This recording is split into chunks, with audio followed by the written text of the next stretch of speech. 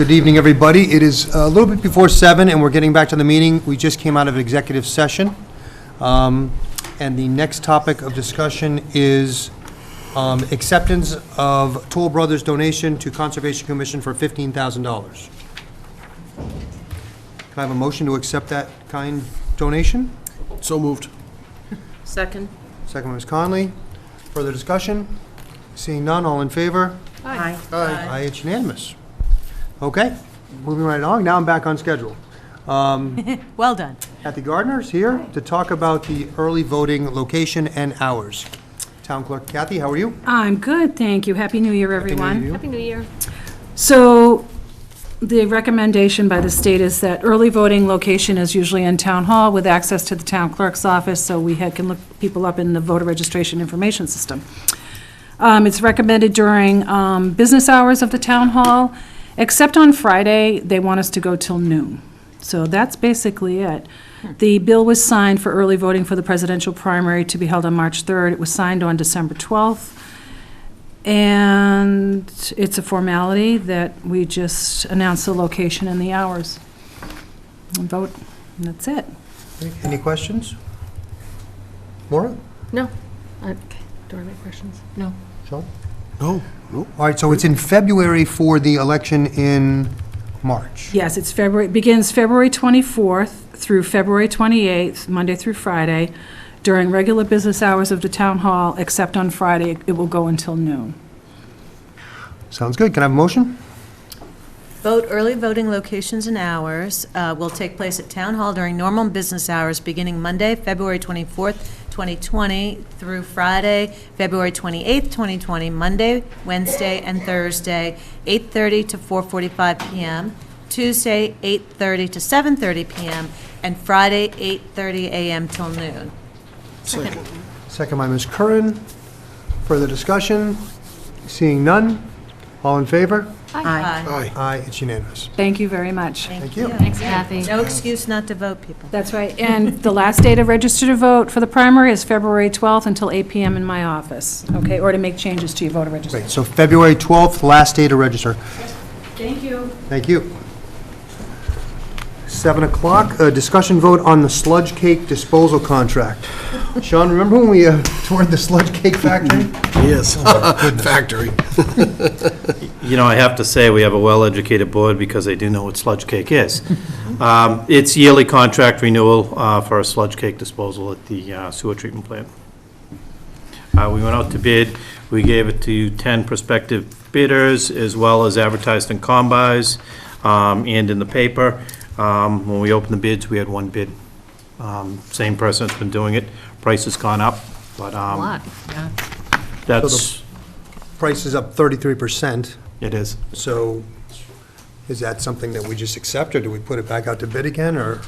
It's... Is this the guy that did it before, or the company? It's the guy that did it before. The costs are going up at the landfill. They're running out of space. So the costs are at a premium. Kevin, where does that get disposed of? And under a bill of lading, isn't it? It is. I believe it went, I'd have to confirm. I thought it went to Does it have to go to a lined landfill? It has to go to a lined landfill.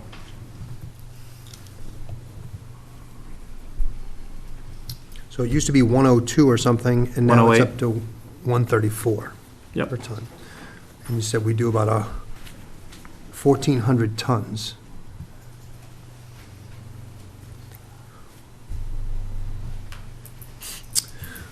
Any thoughts? So if, It just seems like the cost of everything to do with waste disposal is going up, up, up, up everywhere, so. Kevin, we don't have room at our cap landfill. I mean, the only thing that discourages me is that we only have one bidder. You know, if there were 3 and that's what you get, that's what you get, but, so the question is, do we accept this, or do we ask him to go back and try and get more? What do some of the other towns do that have to dispose of it like we? Any idea, Kevin? I'd have to ask Will for sure. I know part of what they have is they have a better, I believe, from what Will's told me, they get the water out a lot more water than we do, and it's more compact. Ours is wetter, which is something we're working on as part of that sludge removal. Get heavier if it's wetter. Basin makes it heavier, but the cost of transporting, I guess, you're Who does getting Hull more. use? Who does Hull use? I don't know. That's a good question. Hull, town of Hull? I'm not sure who they use. Out of these that you sent them to, there's only like 3 local contractors. Well, we advertised in the Central Register. Did you? Right. And these are companies that expressed interest, and we gave a set of plans to for the disposal. what But we like, you require. have some of them, the Construction Journal, Project Dot, they just re-advertise it. You only have about 3 companies that actually do it, South Shore and French and, who's the other one? Casella. So they're the ones that'll actually do it. The others are gonna, What are they, like Sum it up. brokers? yes, they could be. And Casella could be a broker. South Shore Disposal will do it themselves, and French would do it themselves, I'm sure. But like Project Dog, that's just another arm, that's just an extension of combis, or, they're probably get like a broker's fee or something like that. I've never worked directly for a company like that. I don't know why that even, obviously there's money in it for them, but we use 30-yard roll-off cans, correct? Correct. It'd be just nice to see, to Mara's point, what some of the other towns like Hull does, that's in similar situation. I don't know if Marshfield does it, but, if it's under a bill of lading, it could probably go to maybe more places than we might know. I don't know, DEP regulates where it's gonna go, I'm sure. But, to Tony's point, one person bidding on it, it's a little discouraging. And I'm sure you feel the same way. Yeah, I would have liked to have seen 14 bidders there and would be coming in at a lower price. What do you think we should do, Kevin? When does the contract expire? Nancy, how far along are we with their contract? It's expired now and we have to pay them. Yeah, I think it's going to be gone within 2 weeks. So you can do something short-term, go back up to bid. So we could limit the contract to a 2-month contract if South Shore Disposal is willing to accept that and go out to bid again. Unless something drastic happens in the economy, the price is going to come down lower on a rebid. If anything, if you rebid it now, with what's going on in the Middle East, the cost of gas is starting to go back up, you're probably going to get a higher bid than what you're looking at. Yeah, that's true. Gas has already got up 2 cents a gallon in the last 2 days, so. Really? I just have one more question. Did I understand you that a lot of these companies took the specs and then read them and then just declined to bid? So it's not that you didn't engage some of these folks? No, we advertised throughout the country on Right. combis. That went to everybody.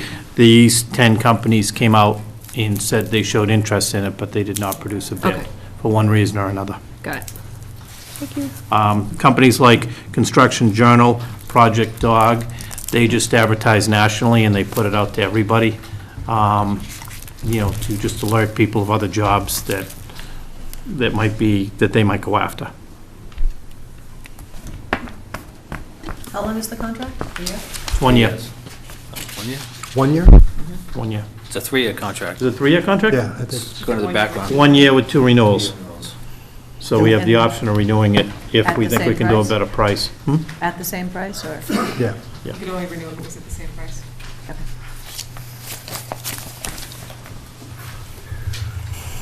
So what do you say? How about we go forward with it and look at it in 1 year? Yeah. I think that, my feeling is the DPW has done their diligence on this, and it's unfortunate, but to Karen's point, cost for all of this is going up and up and up. Does that Well, sound good? Yeah, that's fine. Everyone good with that? Yeah. Can I have a motion? Move that the Board of Selectmen vote to approve a contract to South Shore Disposal for the disposal of sledge cake for $134 per ton. For 1 year? Well, it's a 3-year deal, It's- and you'll go back after one. Yeah. It's 2 renewals It's- after, it's right? It's a 3-year deal, and we Okay. have the yearly renewal. This time next year, we'll be reviewing it to see if it's still a good deal or not, whether we should go back out to bid. And what I'll do is I'll task my guys with following up on it. We'll see what some of the other towns are doing, if they've got a cheaper way of getting rid of it, and see if we can go from there. I do know we did get in trouble at one point, or not in trouble, but We tried to load it in trucks, I believe. We took it out of the inline liner, and it was on the ground, and it was very problematic that we did that, so. You know. Second Second by Ms. Curran. Further discussion? note. Seeing none, all in favor? Aye. Aye, it's unanimous. Thank you. Kevin, do we do that for all of our renewing contracts? Like if we have a 3-year with a 1-year, do we go back and see what the temperature of the market is? We before? try to on some contracts, it depends on the value and depends on what it is. This may be coming across higher because we're tying him in for 3 years at that price. Right, well, that was So my if we thought. did it as a 1, 2, and a 3, we might be able to get him down at a lower price. Well, then we just, Not usually. should we reconsider what we just did? No. No, because what we'll do is we'll look at what other towns are doing in the interim, see where their bids are coming. If they're coming in lower, then we just go out to bid again next year. Okay. I think there's value to locking it in for 3 if we have the option. Right, but his point was if you only needed 1, You could gradually, yeah. he'd have it lower now. Possibly, who knows? Are you comfortable with this, Mr. Pedro? Okay. Thank you, Kevin. Thank you much. Moving right along, we have a walk-in period right now. Are there any walk-ins this evening?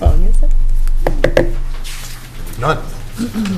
Seeing none, we'll move on to the report of the town administrator. So I got us back on schedule. Very quickly, on the fields, not a lot has happened on the field since we were here last. The weather has still not been very good for us, plus the holiday vacation. The amenities building is coming along. If you go look at it, the shell's up. They put the roof on yesterday.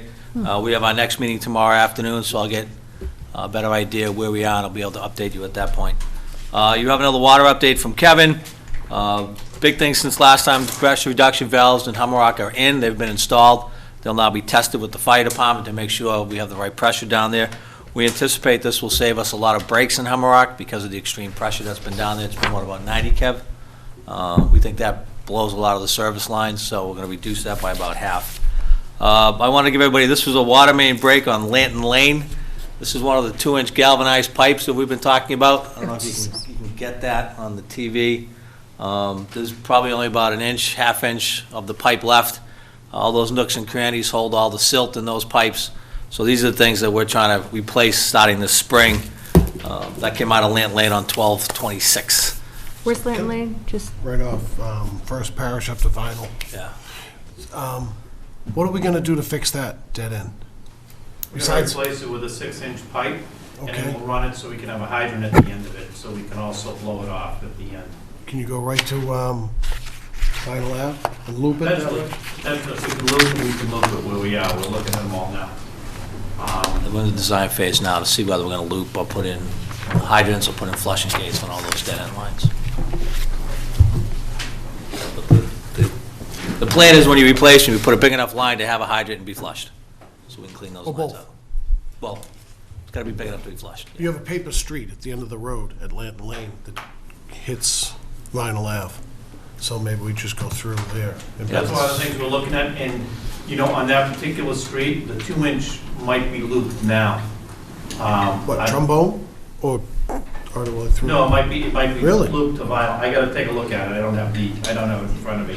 But one of them, I was surprised it was looped, but it's something Okay. we are eliminating, because But that's, you looked at multi-family homes on that 2-inch line, which they probably don't have good pressure.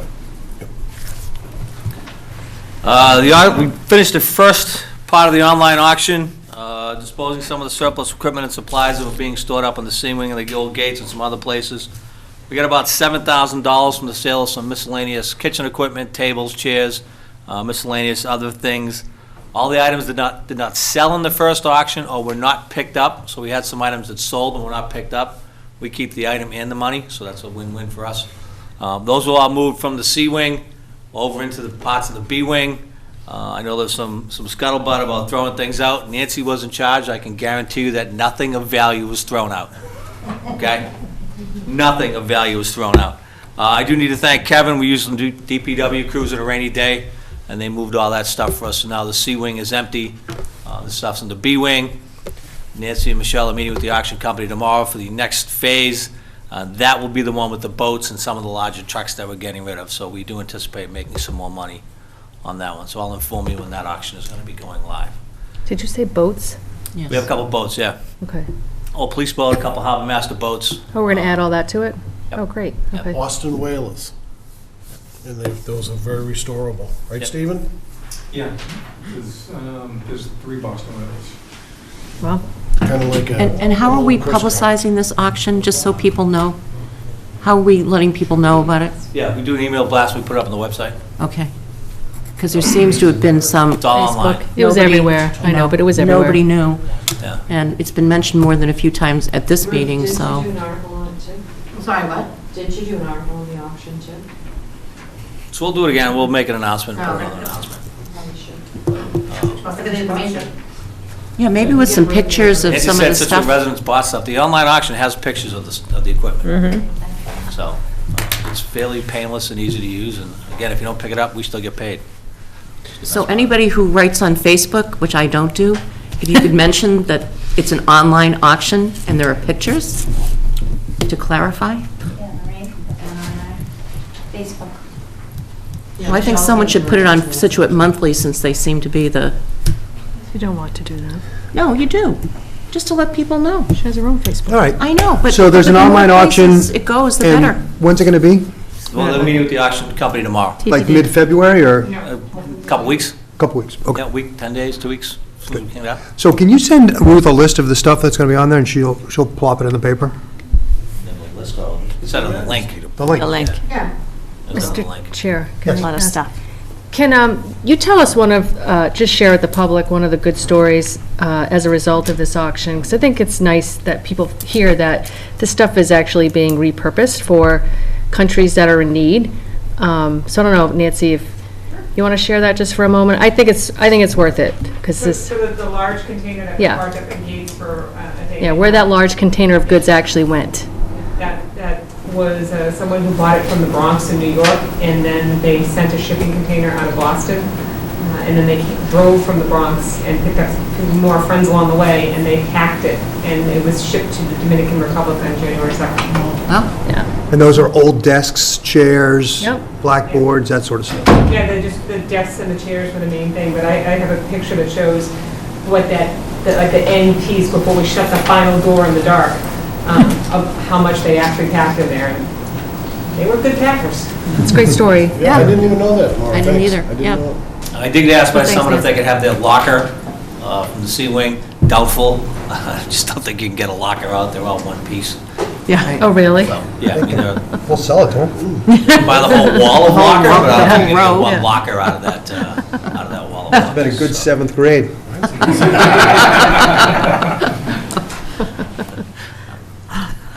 Sorry, my mind went a different direction. I'm gonna move along. A couple of DPW things.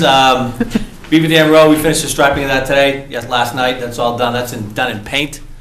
We kept waiting for the weather so we could do it in the thermoplastic. It got to the point we didn't want to wait anymore, so it's been painted. We'll come back in the spring, replace the paint with the thermoplastic. It's brighter, it lasts longer, but for now, center line's done, the crosswalks in, so that's put to bed for the winter. One other issue on Booth Hill Lane, approaching 3A from North Situate. We've got a bunch of calls that the flashing stop sign is not working. That's because it's not a flashing stop sign. The flashing stop sign was broken, so we've sent it back to the manufacturer to be repaired, and that is just a regular stop sign there now until we get the stop sign back. So we're aware of it, it's being fixed, and it'll go back up when it comes in. But the solar panel is still there, we just took the sign out, so we keep calling saying it's not flashing, I'm like, it's not supposed to, it's just a regular stop sign. But you still have to stop, I was because it's gonna not say, you still have flashing to anymore. stop. You still have to stop. The regional SOAR meeting is 1/29 this month, so that is when we expect to get the numbers on Wheeling to Hull, and how feasible that is, and how much we can send. One more thing, I know you guys got an email, we got a call from Senator O'Connor's office, Senator O'Connor, Rep. Kearney, and Rep. Moschino. We're glad to inform us that the town has been awarded a $200,000 community compact grant for IT technology. This money is going to be used to connect 12 town buildings to the existing school fiber net and then up to the public safety building. This will significantly increase our speed and our cybersecurity. So this is the largest grant available, $200,000 what we asked for. That is the limit, so we got the entire amount. That's great. And I want to congratulate Mike Michello. It's his first grant, and Nancy for putting this together. Not a lot of towns get the full $200,000, so this is a big win and really a big part of our cybersecurity. We did not put it in our capital plan. We've been waiting on this, so this is a good thing for us, that we're going to get this grant be able to do that project.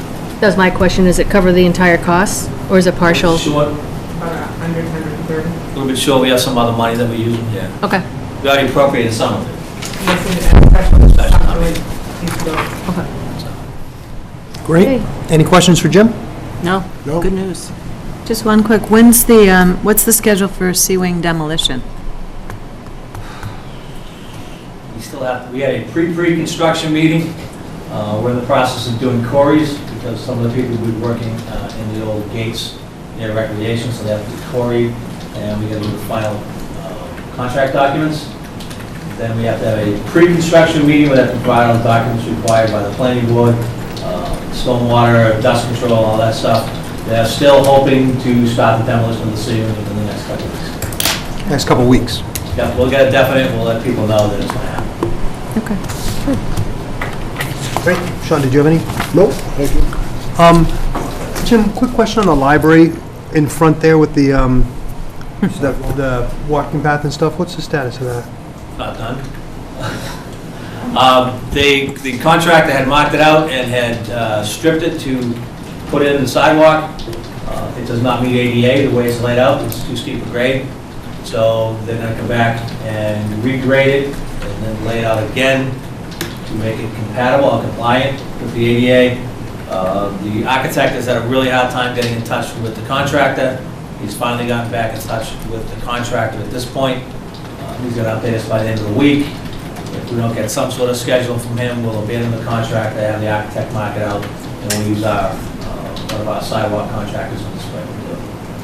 Okay. And we're going to put some plantings in there as well, right, when that's Planting done? stuff, yep, some screening and some plantings. Tony, one more question? Yes. Yeah, speaking of updates, Lawson Green, do we have any estimate as to when that is going to break ground? Paperwork's flying back and forth at this point. So they're still hoping to do it by the end of the month, to get it February. Really? That'd be great. Okay. Any other questions? All right, moving right along. We have a discussion vote for parking spaces for the business district for businesses in North Scituate. So this came in from Selectmen Canfield. The board voted to make that parking lot in North Scituate 2-hour parking. We did have a brief discussion about whether there'd be any parking for businesses. There was not approved at that time, it's just 2-hour parking. I got a request from Karen Canfield, can we allow business parking? I said, not without a vote of the board. We'd have to come up with some sort of method to do it. So you'd have to put it back on the agenda, so here it is back on the agenda, and I'll turn it over to Mrs. Canfield.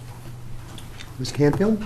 Briefly, the only concern, there's limited long-term parking in that area. Along the street, it's 2 hours, the parking lot will be 2 hours,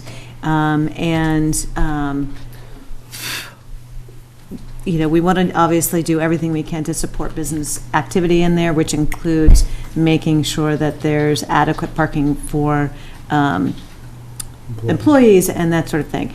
The rub of it is, of course, you can't, you know, give that, I don't think you can dedicate it solely to an individual business, it's town property. In the harbor, we do have all-day parking available, so for both residents and for employees. And so I wanted to just have a quick conversation about whether or not something along those lines, I don't know how many spots would be necessary, but if we were to designate, a certain number for all-day parking and hope that it wasn't taken up by commuters, that it's a tricky thing. Yeah. How do you? How do you avoid manage that? Problem would be, it would be taken up by the commuters, because they're going to be there before the business is open. Right, So they're so going to park in the all-day parking. I don't know what the solution is, but I think it's something, it's worth the conversation. A number of the businesses have reached out and said, well, where are our employees going to park? So I just wanted to take the temperature of the board if you have any solution, any input on that. How many spots do we a have? lot of Did I know? Remember, Kev, 100-ish? Yeah. And they're all 2-hour, even by the Belong. playground still? Yep, all Okay. 2-hour parking now. That's correct. I mean, I agree. I think it would be nice to offer it, but I don't know how you manage it. And see, the harbor is not near the train station. That's right. So Right, this it's- is, the- it's a that's, unique this is the problem. rub. Now, on the other hand, if someone wants to park all day, they can go over to the T parking lot and pay the $4 to park all day, which I'm sorry to say is, It's an probably a option, hardship, but it is an option. It's a hardship, but it's an option. To park You can over, park in the T station, Yeah. not get on the train, right. and pay the $4. And if the employer wants to help the employee in some way, I just don't see how you can avoid, unless you give people special plaques to put on their car, like a handicap thing that says, business Business owner. owner, and the business owner could give it to an employee or whatever. But, It's not a bad idea. Right, but then you'd have the businesses and the residents in the harbor would want that same thing. They would want dedicated, this is where we park, as opposed to, there's the parking out there. in Hummerock in the summer, we've had a lot of requests of the same thing. Yeah. For Right. businesses. It may not be a solvable problem, but I wanted at least the board to be aware that we should be mindful of, when we make rules like this, that it's impactful to, Well, obviously.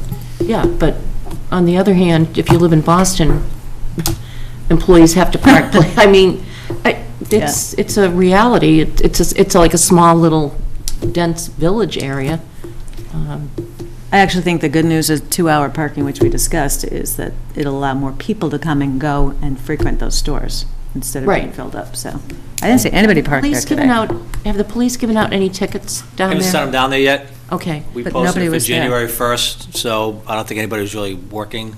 because apparently there's still a handful of cars that are there all day. I'm sure there are. But most people apparently We'll have give it this switched over. week, and then the signboard will have to go someplace else, and once the signboard comes out, then the police will get down there and they'll start enforcing. But as Karen just said, there's almost no cars in that parking lot now, and it was half full prior to the sign going up. Are people allowed to park over by, I don't know what it is now, Tedeschi's or 7-Eleven? 7-Eleven? There's There's parking kind over of there like- too, yeah, some of it's ours and some of it's private. And there's no limit there? Yeah. So Okay. walk across the street, I don't know. Well, I wanted, thank you, Yeah. I just wanted to bring it to the board's attention. I Yeah. don't think there's a solution, but we should keep an eye on it.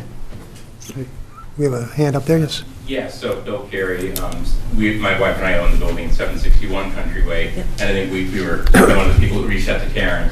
And what we were suggesting was something like a placard where we print something, Stacy Stitches, employee, and just leave it on your dashboard, and we'd only be requesting like two permits or placards for the business, so that for two, we at most usually 2 employees on it at a time, that would cover us, and then we wouldn't have to put a sign in the parking lot or dedicate any spaces or anything.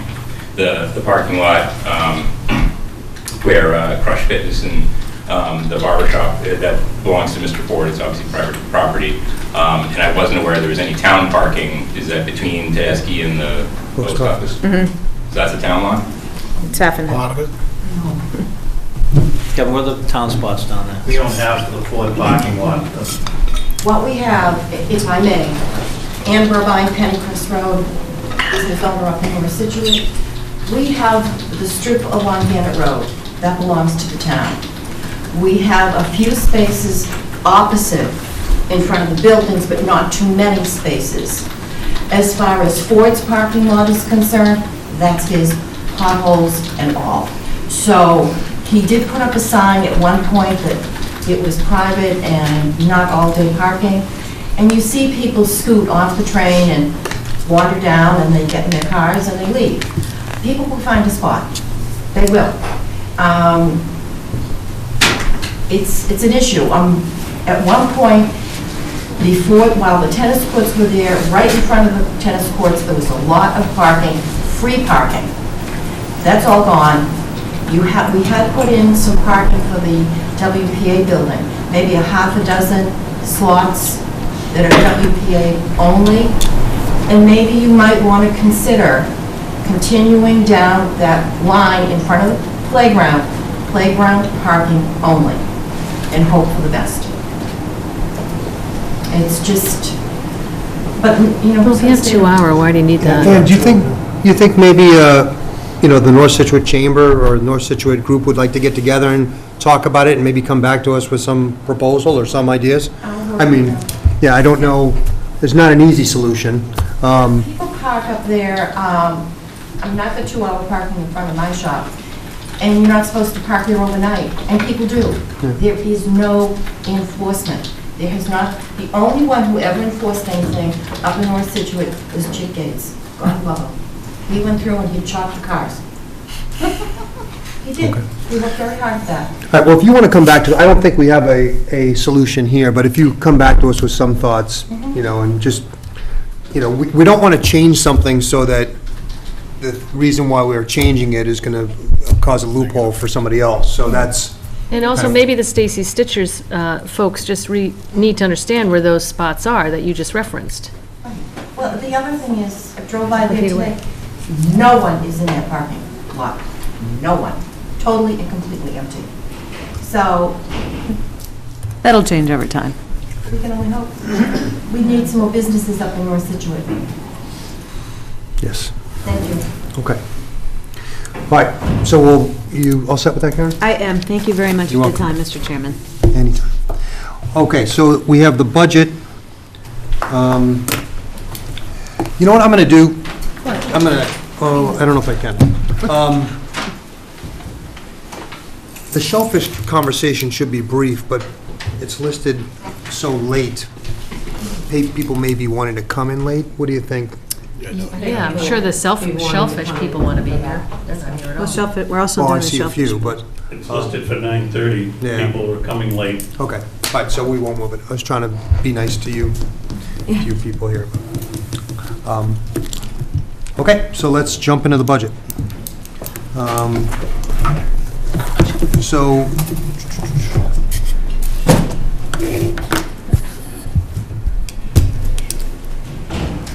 I know this one is first because it was on from last time, but do we want to let the department heads go first? It's fine, yeah. Okay.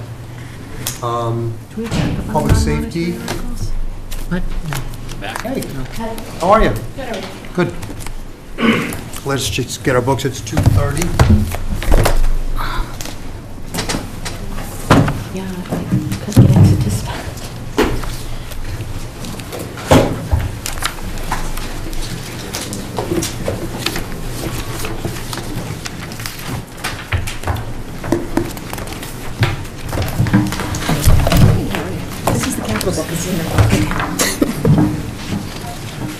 So if you want to give us just a brief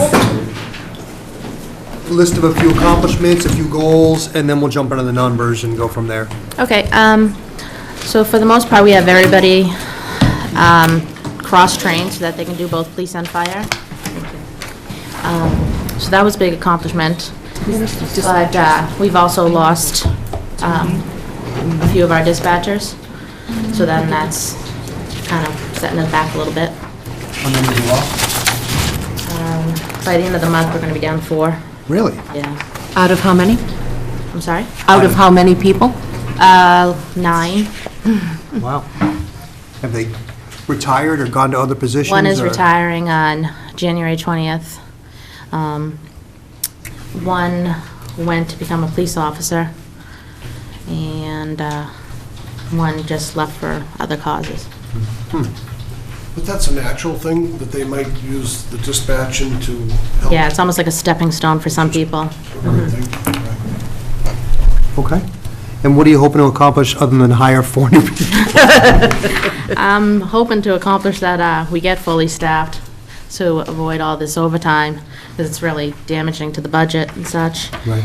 And everything else, I believe, is going pretty good in there. How are the calls? Volumes high or? I believe they're slightly higher than they were last year, but now,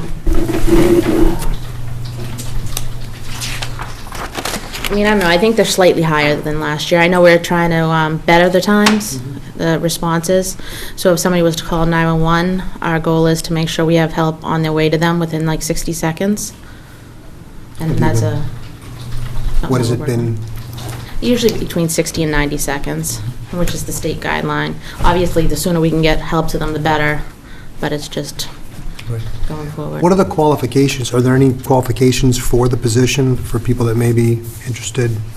Is there any degrees that you need or any?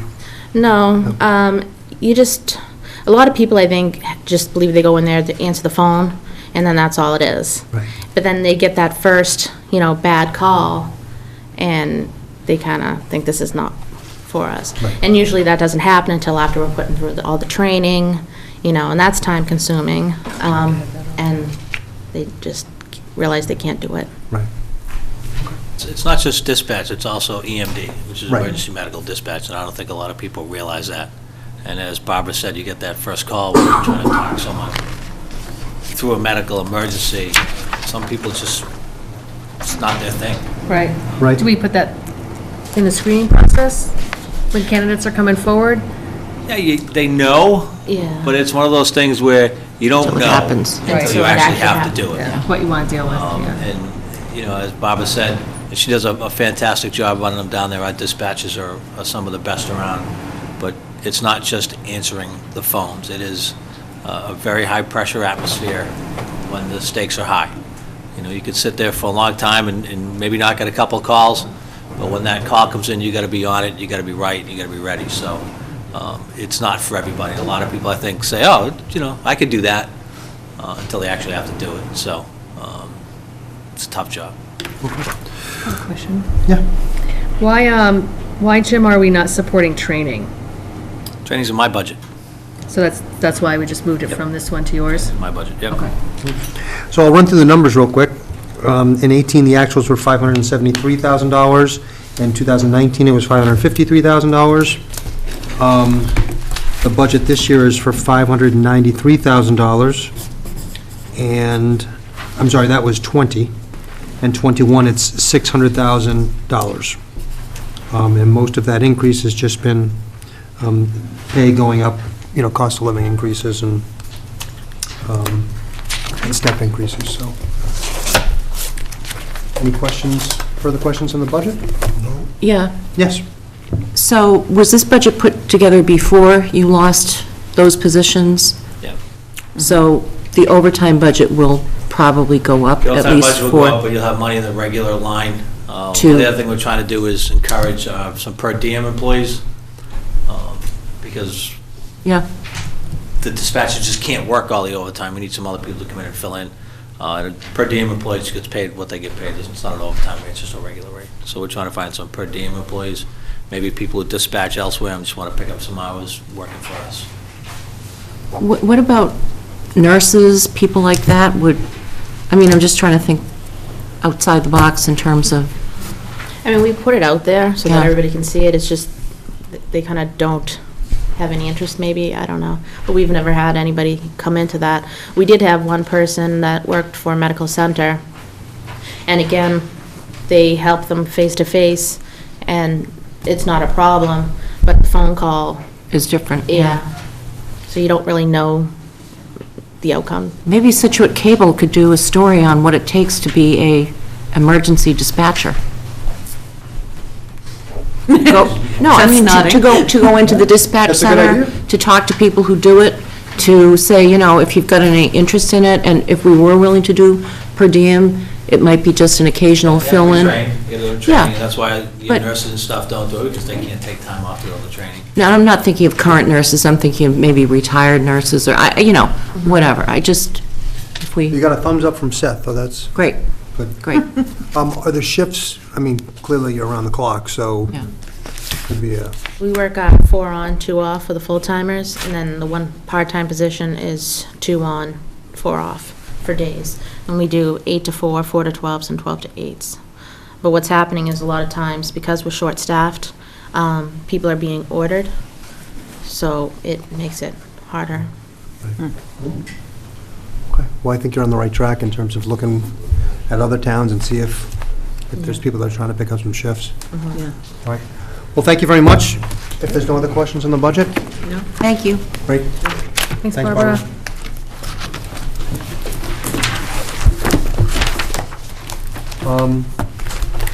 We'll move on to the waterways. Pete, how are you? This is number 66. How's everyone this evening? Very good. Great. Thank you for your time. All right. Same thing, Steve. Tell us a few highlights, and then we'll dive into the numbers. Well, One of the big accomplishments I have is I've received my Chapter 91 license for the Cole Parkway Marina Piling Project. Been a long time coming, and I'm very excited that it's here. So we'll be moving forward with that project. I met with the engineer, with Sean McCarthy, and with Paul Scott, and we went over the project with the engineer, and we're putting a proposal together, put it out to bid at the end of the month. So we're hoping to have the pilings in place for the opening of this boating season. So where are they going, by the Maritime Center? This project is going to, the main project is Cole Parkway Marina. That's where all, the front of the pilings will go. Part of this project is going to be replacing the piles that are in place at the Maritime Center, because we don't know the age, condition, they were bought used, we don't know the length, we don't know any of the specs. They're also, in some of the storms that I've been here at, the piles are not high enough, so if, there was about, during the January storm, my storm, there was about 2 feet left of piling before the whole marina would have just gone up and floated off. Oh, really? Wow. That's not so bad in the wintertime, but in the summertime, if there was a hurricane and it was that high and that close, it could just bend the piles off. And that would be a real problem for everyone. So this is what I've been working on since I got here. It's kind of killed a lot of birds with one stone. We're getting the marina or the docks out of the parking lot. Hopefully, I believe this will be the last season you see even the fingers in the parking lot. 90% of the marina is over at the Maritime Center, but both marinas will stay in place. Well, John, Thank Danny, you. and I thank you very much. It's taken 12 years. John gave up. Great. We are on our, I think, third year of the de-icing project. It's going along very well. We identified a lot of electrical problems over the past 2 years. The electric system over the Maritime Center is in great shape. The electric system at Cole Parkway is also in very good shape, as we replaced a lot of the pedestals and a lot of the wiring throughout the marinas. Great. And that's also going to save us money in the long run on repair and maintenance. Some of the other things we've been doing is I've been working with the assistant harbor masters on, customer service and how to, speak with customers and try to be much more helpful in the office. Trying to direct them if they're a transient, where the local restaurants are, where they can get their, laundry done, where the bathrooms or showers are. So some of the other things we're doing down at the harbor master office. We replaced the pump-out boat with a new pump-out boat. That was I think 80% of it was done through a grant. So that boat's in service now. And that's going to help assist in keeping the waterways of Scituate clean. Yay. Some of the risk and challenges that we have is the docks at Cole Parkway, the marinas. They're in poor shape. All the years of taking them in and out of the water, the way they were built originally, being very close to the water, they're really starting to deteriorate. So my next big project would be to replace all the floats at the Cole Parkway Marina. The Scituate Maritime Center, the floats are in very good shape, so we're taking very good care of them now. What's that cost look like, Steve? That Ballpark. project is probably going to be about $1 million, and we would probably receive a grant for about 80% through Seaport, is what I would You're hoping be to hoping get. for, yes. Wow. And I feel pretty confident. Would they still be wood, Steve? Would you prefer wood? I'm actually looking at aluminum floats, aluminum docks with composite decking. There's a marina down near my Cape House that was put in 2000, and if you go down, it's a commercial marina, it's very busy. If you go down there, it looks like the day it was put in. What is it, composite? It's aluminum, and then the decking's composite, the plastic, Yep. like Trex-style It's hot, decking. though. Doesn't the composite get really hot? It can, it depends on the color of the decking. They have all different colors now, so if you make it lighter, it's,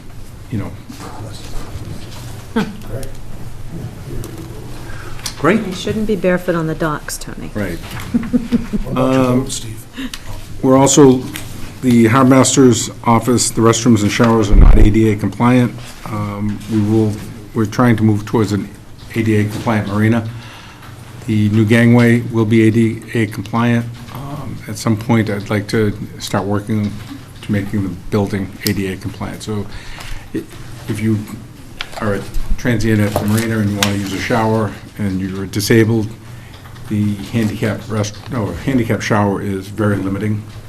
I would like to have it so that there would be individual shower areas, so you'd go in, close the door behind you, there'd be a toilet, a sink, a shower, a place to sit down and hang your clothes.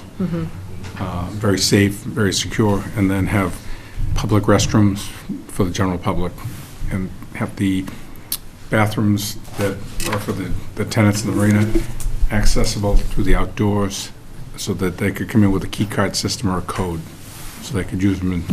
Basic stuff. So are you getting plans together for that, clearly? That's something that's on my 5-year plan, is to have an engineering company come in or an architect come in and just at least take a look at the feasibility of changing the bathrooms around. Yeah, I think you have to. Yeah. I mean, that should be a priority But at this point, yeah. Yeah.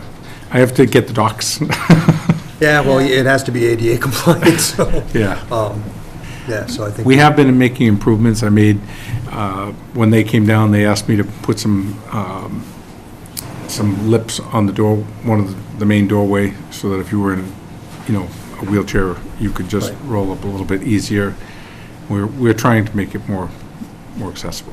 Yeah, I think we're gonna need to see a plan for that. Yeah, can I ask Jim a question? Yeah. For this? Where are we with the ADA facility study?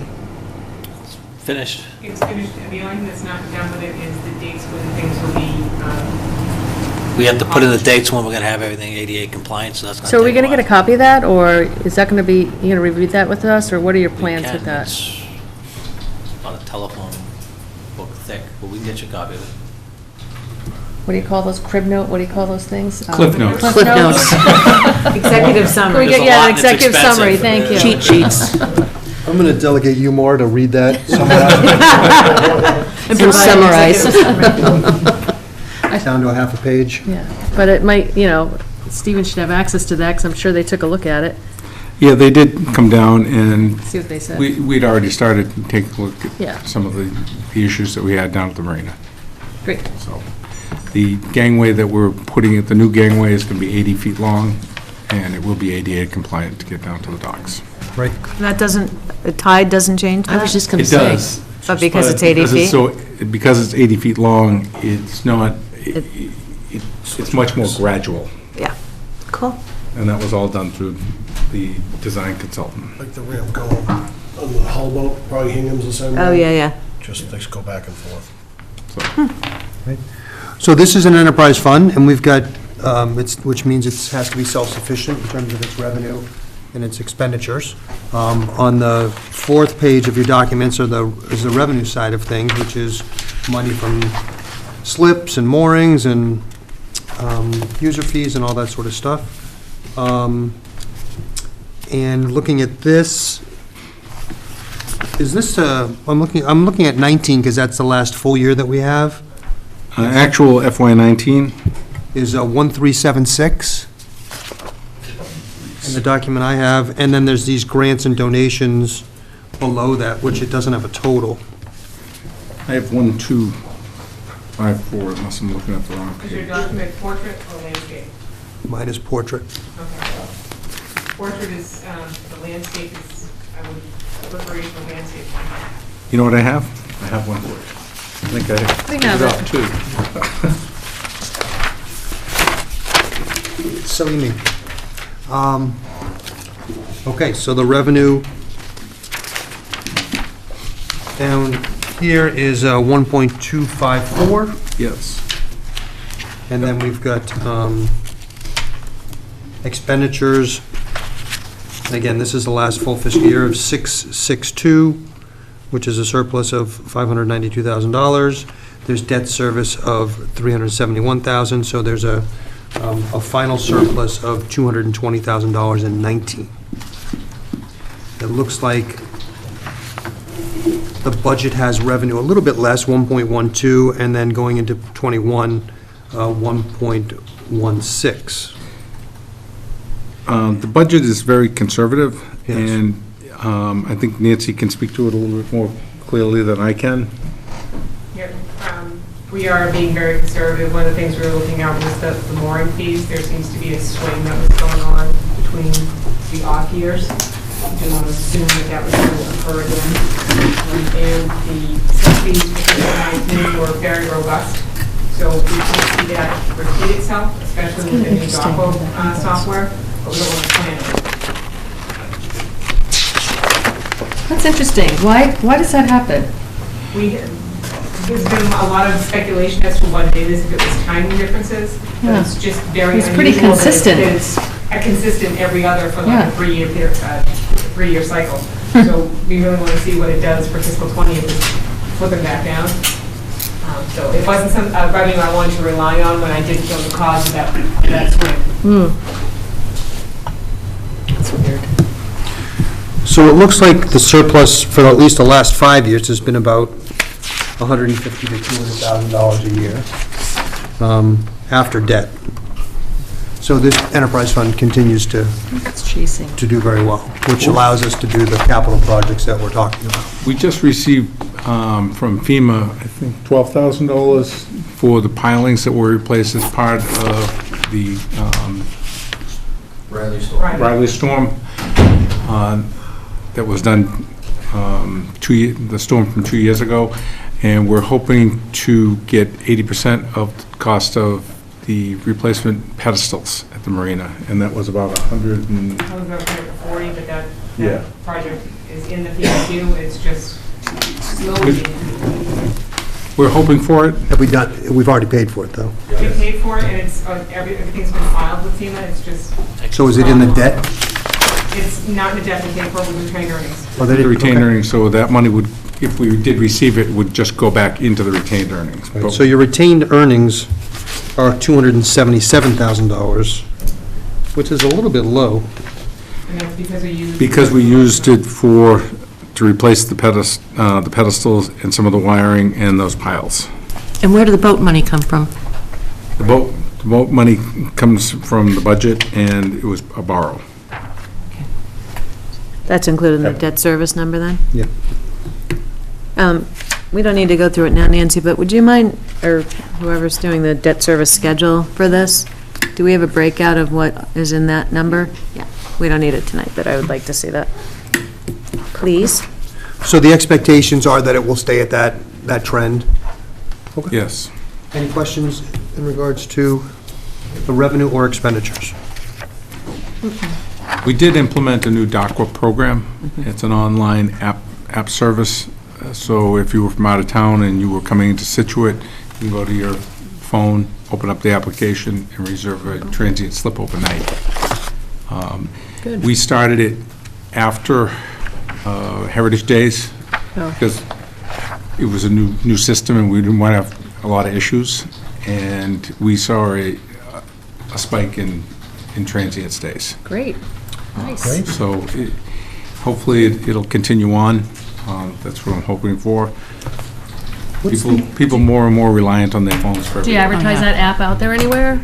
Like in any of the DACWA, sailing magazines, or? they advertise Yeah. DACWA. Okay. And You don't most- have to pay to advertise it. They do it, you're just on it. They do. We pay. Search. Okay. We pay a fee, and it's the credit card. Yeah.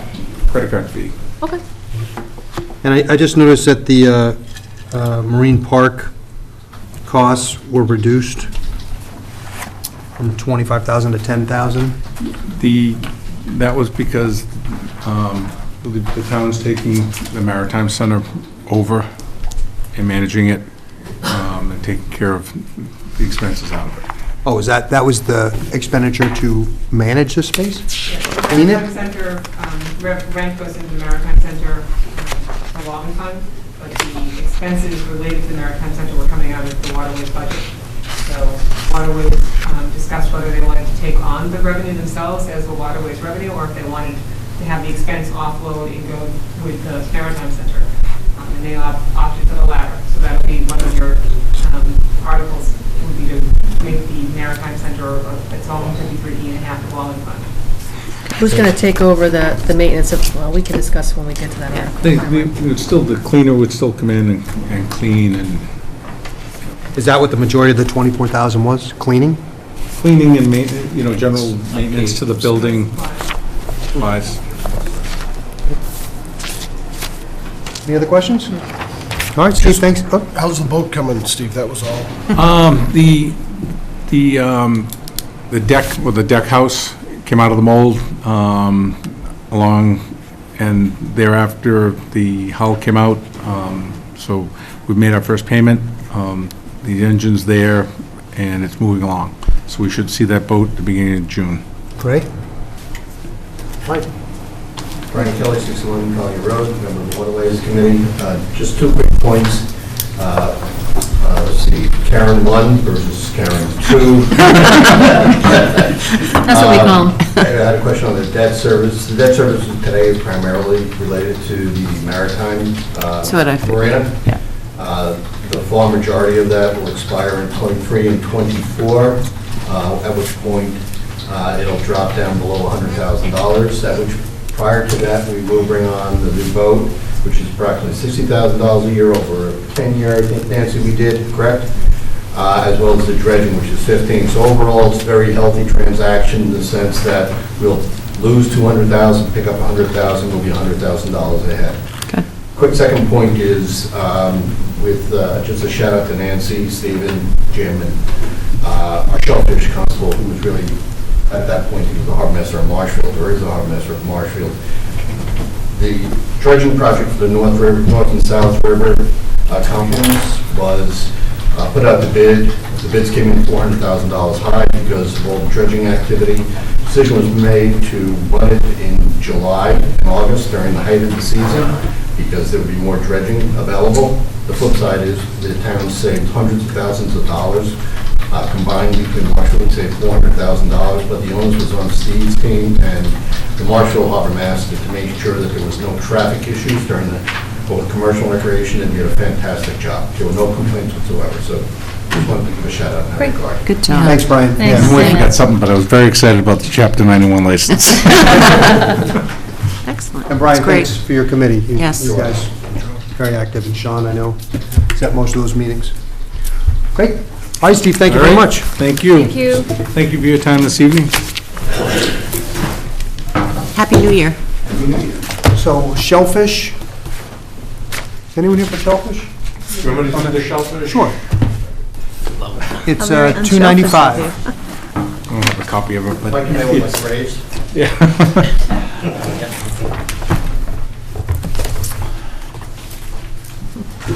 I thought we discussed that after. Great, so we just have, It's the same. Nancy, is there anything you want to, or Steve, anything to? We're level funded, Yeah. and I know Mike Mayo's been working with the Shellfish Committee to Right. put the rules and regulations in place for the aquaculture. Great. It's a little bit more of a special agency for printing of forms for the agencies that. So the budget was $8,600, now it's $8,800, and again, that's all just the pay for him to put in his hours of monitoring and Yes. working the flats and what have you. Any questions? Nope. All right, thanks, guys. Thank you. Thank you. Happy New Year again. Move on to facilities. There he is. Kevin? Hello. Good to see you. Hello, Kevin. Thank you. Welcome back. Happy New Year. Thank you. We missed you. Yeah, thank you very much. We are on your budget. It's 410. I think it's listed wrong on the Oh, yeah. agenda. Okay, thanks. Losing my mind. Great. So if you want to give us just a little overview before we jump into the numbers. that would be Sure. great. It's been a interesting year with me out a couple of times, but we still, I feel like we got still a lot accomplished. There's always something to do. We finally finished the police demolition And the communication shed is still growing and still going, and the generator's there now. It's not fired up yet. We're working on that, not getting the service to it from the propane. We're happy to do another green community grant for $242,000, and we did lighting at several of the schools. We did VFDs at the wastewater treatment plant, transformers at the wastewater treatment plant, motors at the wastewater treatment plant, and lighting at the wastewater treatment plant. And that will allow us to hopefully apply for more green community money. So that continues to go on. What do you think that'll do to the electric bill? What will that do to the electricity? I don't have the things in front of me, but they, Half? well, I don't think it's quite half, but it's significant.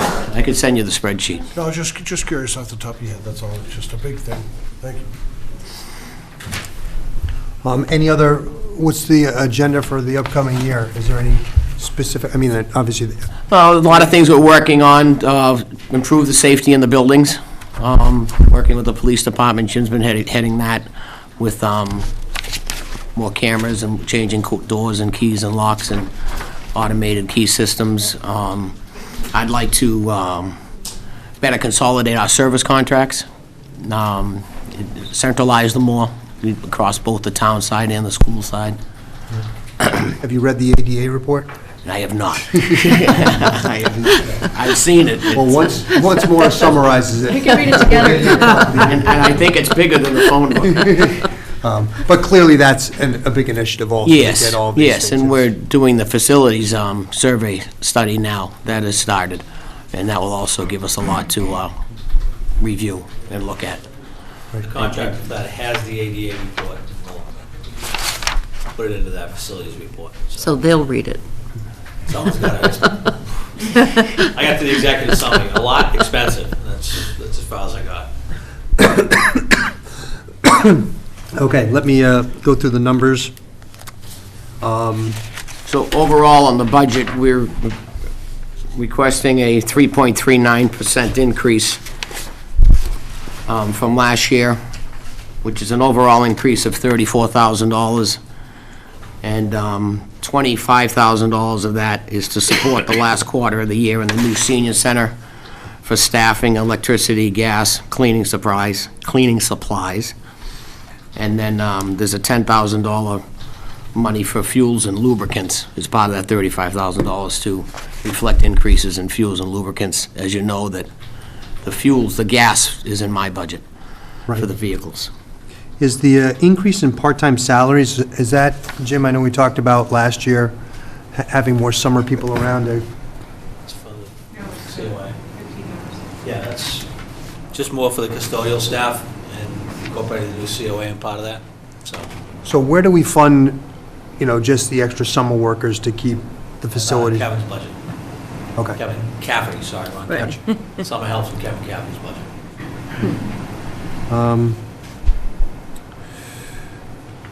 Just looking quickly to see if anything else jumped out at me. The other thing significant we did is we moved $70,000 out of our public building fund Right. and brought that up into our repair and maintenance and service contracts. All those overran last year, which is a result of the new buildings, the new systems, and everything we're trying to maintain and take care of. So that will help run those lines run better. Great. Any questions from anyone on the board? Just one question. There are a number of line items that the town administrator has recommended that are lower than the department request. Are some of those because those line items are being absorbed elsewhere, or is there? Depends upon the line item, you have to be more specific. Some of they're absorbed elsewhere, some, he has projects in there, but he had Project A last year, and then this year has Project A and Project B in it. He doesn't need both because he already did Project A. Okay, that would be the capital. That So, would be the big yeah, capital one. Really, it's line by line, Karen. You have to tell me which line you're looking at. So the public building where there was $100,000 last year, he requested 60, and we ended on 30. Are those, Of that 60, we moved money up into the Right. regular line items to support the repair and maintenance and the maintenance contract. so that's these two lines of 65 and 20 and 10? Yes. It's 41 in R&M, 20 in maintenance contracts, and 19,000 in materials. Kevin, what would be an example on rental, equipment rental? And it's not huge, but it's up 70, it's, $20,000, give or take. So What would be an example? Comcast, internet, the Comcast supplies, all that falls into my budget. The electric cars, the Voltrek, the shredding for the paper, for the town hall, those types of things fall in that line item. Really? Good. And last question? Yes. Is, it's more about the ADA grants, ADA study. Does that position us to, are there block grants from the state, at the state level that, I assume because they're requiring? We got a grant to actually do it, so there are grants for that. Yeah, but for the implementation, have they, I don't. Yeah, we can apply for grants for implementation for projects, yeah. Okay. One Is of that- the will- things you have to do that is an ADA plan. Right. Obviously, but I didn't know if there had been a fund set up that you could look to. Yeah, it's not a lot, I think it's 50,000 is the most you can get. Construction, 250. So we've hit it before, but now we have this plan, we can hit it some more. Okay. Great. Well, Kevin, Does facilities handle the library as well? Because I don't see them listed. We Their help manage electricity. the library as far as for our staff, but the library has their own budget. That's because of the requirements that the library The maintains, state. like spending levels. Yeah, okay. We pull the money out, Yep. now they're not meeting their spending levels. Yep, got it. So they have to keep it in their own budget. Thank you. well, it's great to see you back. Thank you. We left a lot of work for you to do. I'm We all- seeing that. We all have our own personal list that we will get over to you tomorrow. And I appreciate everyone's support during my absence. People have been great. That's Thanks, wonderful. Thank you. All right, Good to see you. Thank you. up next, Yes.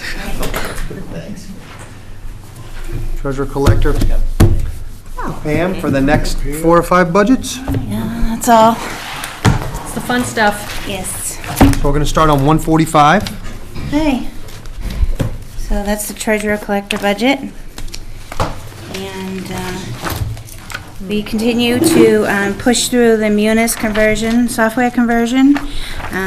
We just, we have everything in about now. We just have some fine tuning to do. So it's taken a lot of work, and I want to thank my staff and Nancy Holt and her staff for all the support in getting it done. We are on our we're about to start our second year of W-2s for the payroll system.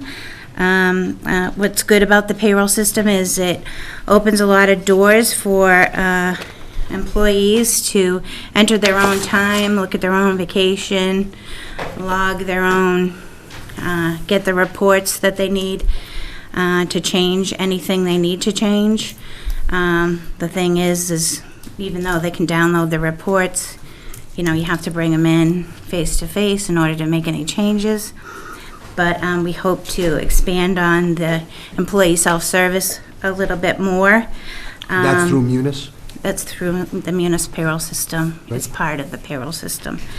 Again, my staff's worked hard also to redeem 19 parcels that were in tax title. The one thing that we haven't done yet is the FY19 takings, which is usually done by now. We're getting one more Munis training in January, so we hope to get that going. It's nice, we've been able to, collect some more. We usually advertise 60-some-odd parcels, and I think we're down to 40. And when my staff got them back, it was 100 and something. So my staff has definitely made phone calls and, got that money to come in. Again, we're at an over 90% collection rate. We just sent out $68 million with real estate and personal property for the February and August payments. Those went out timely. Again, first time in Munis, so a lot of work, the assessors, my staff, and Nancy's. Another good thing we've done is the Wellness Committee has definitely expanded.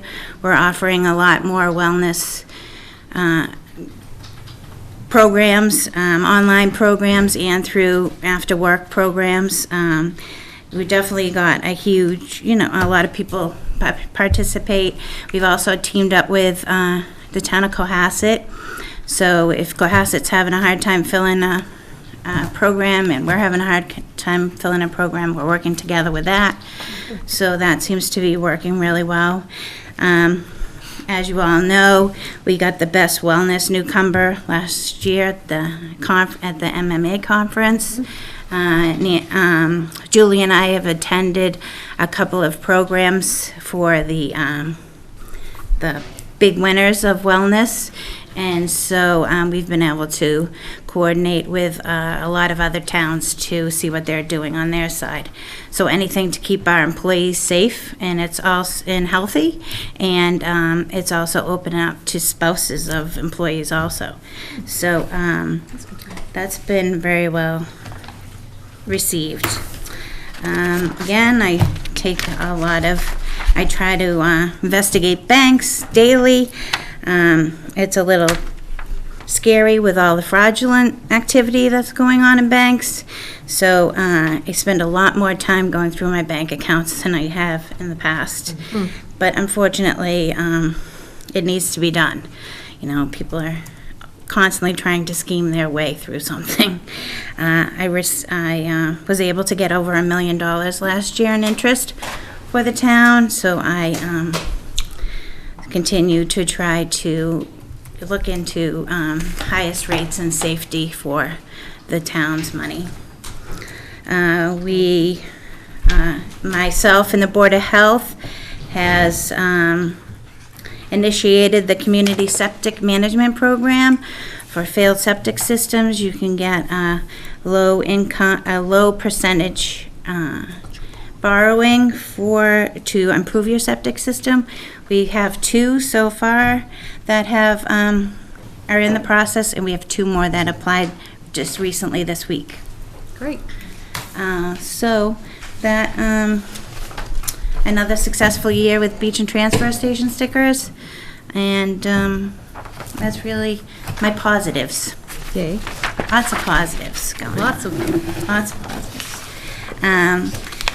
With the Munis conversion, it's been tough to get any other goals. We're always supposed to come up with 2 or 3 goals we'd like to do. Again, I'm going to try really hard this time to get land of low value, get going on that project. Nancy is a professional.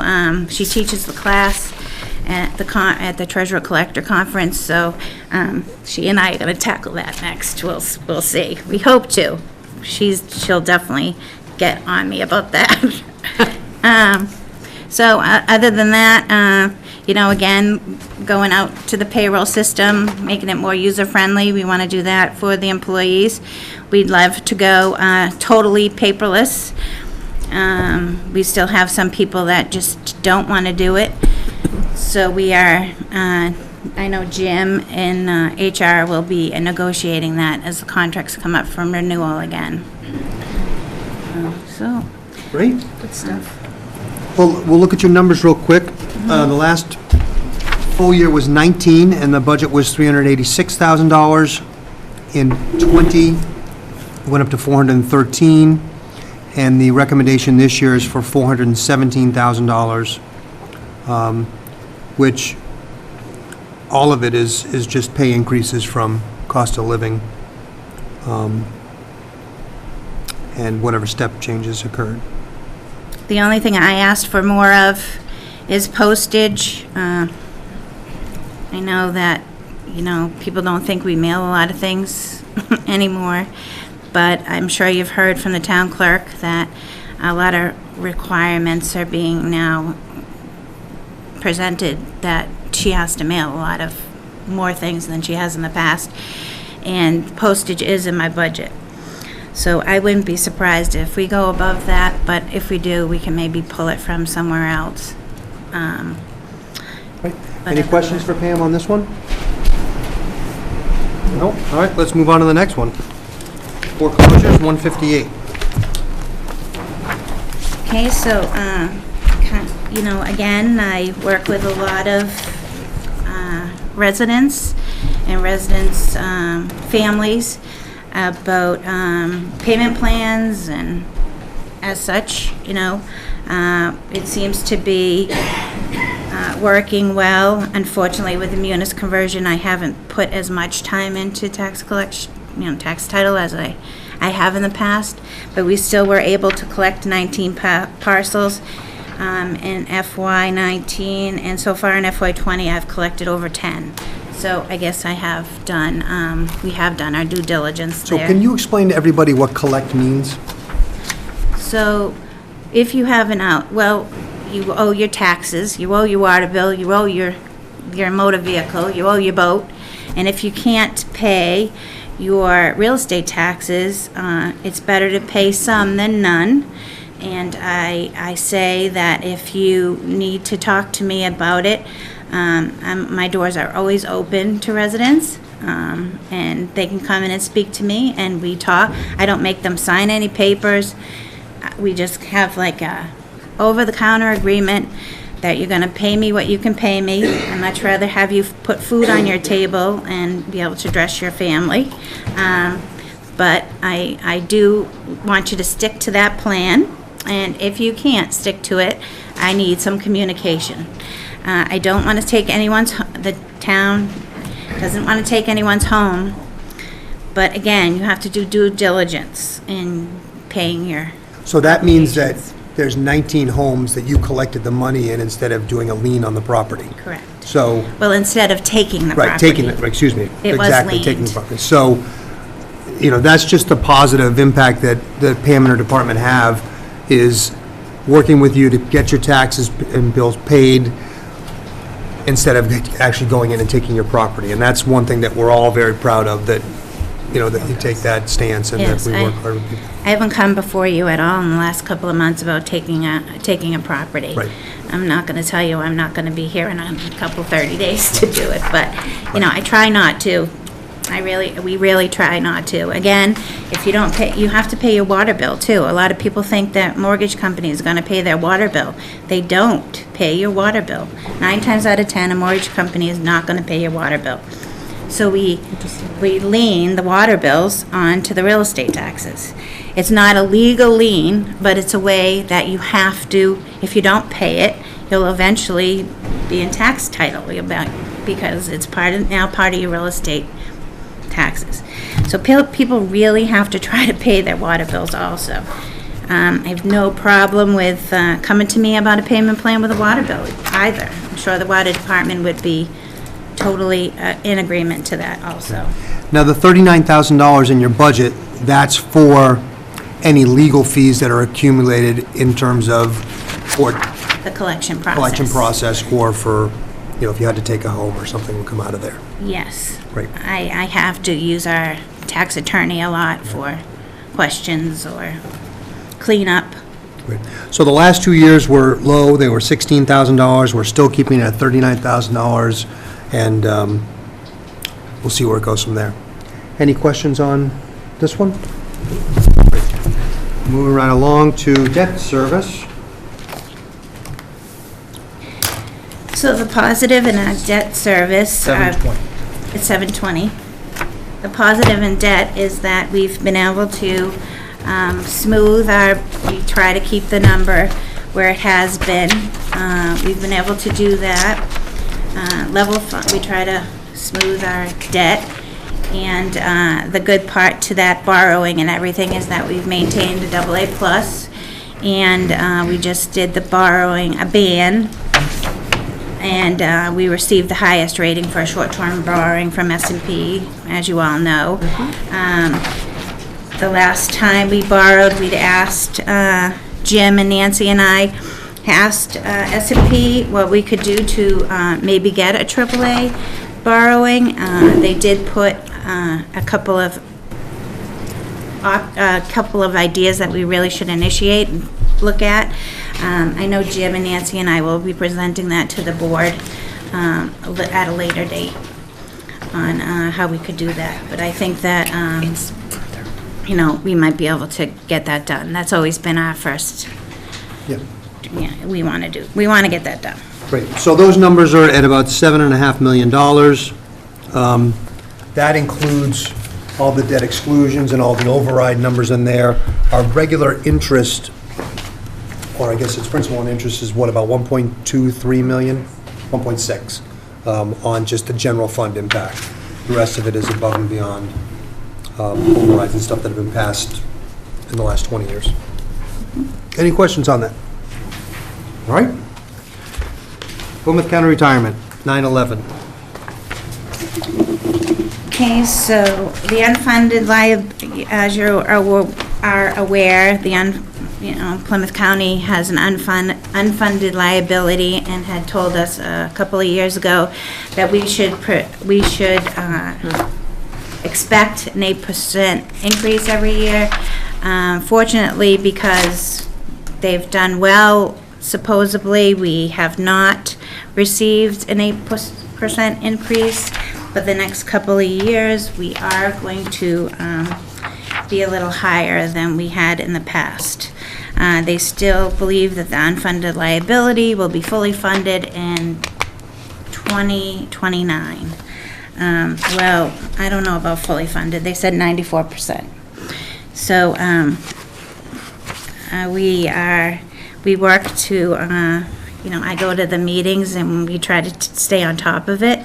I do believe that we're going to have the Plymouth County Retirement System come in to speak to the assessing board, and maybe that would be something that your board would like to have.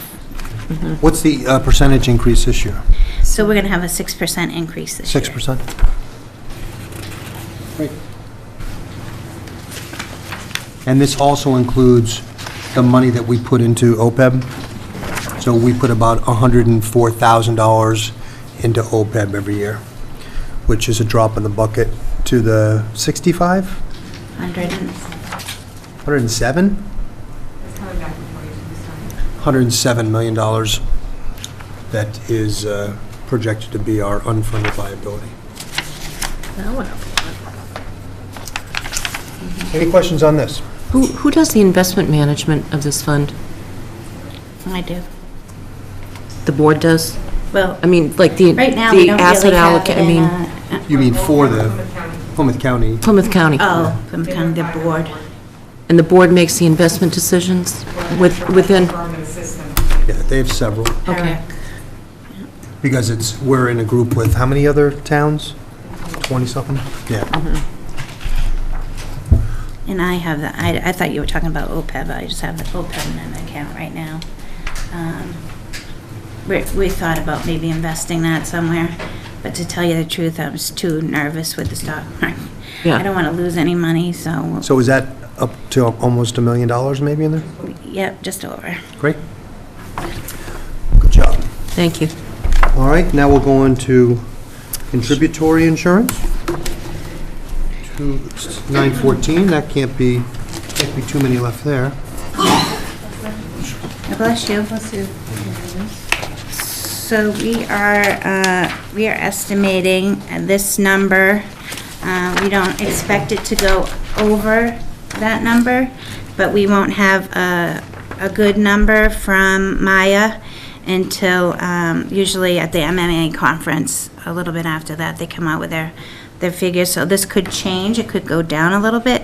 We definitely don't expect it to go up. On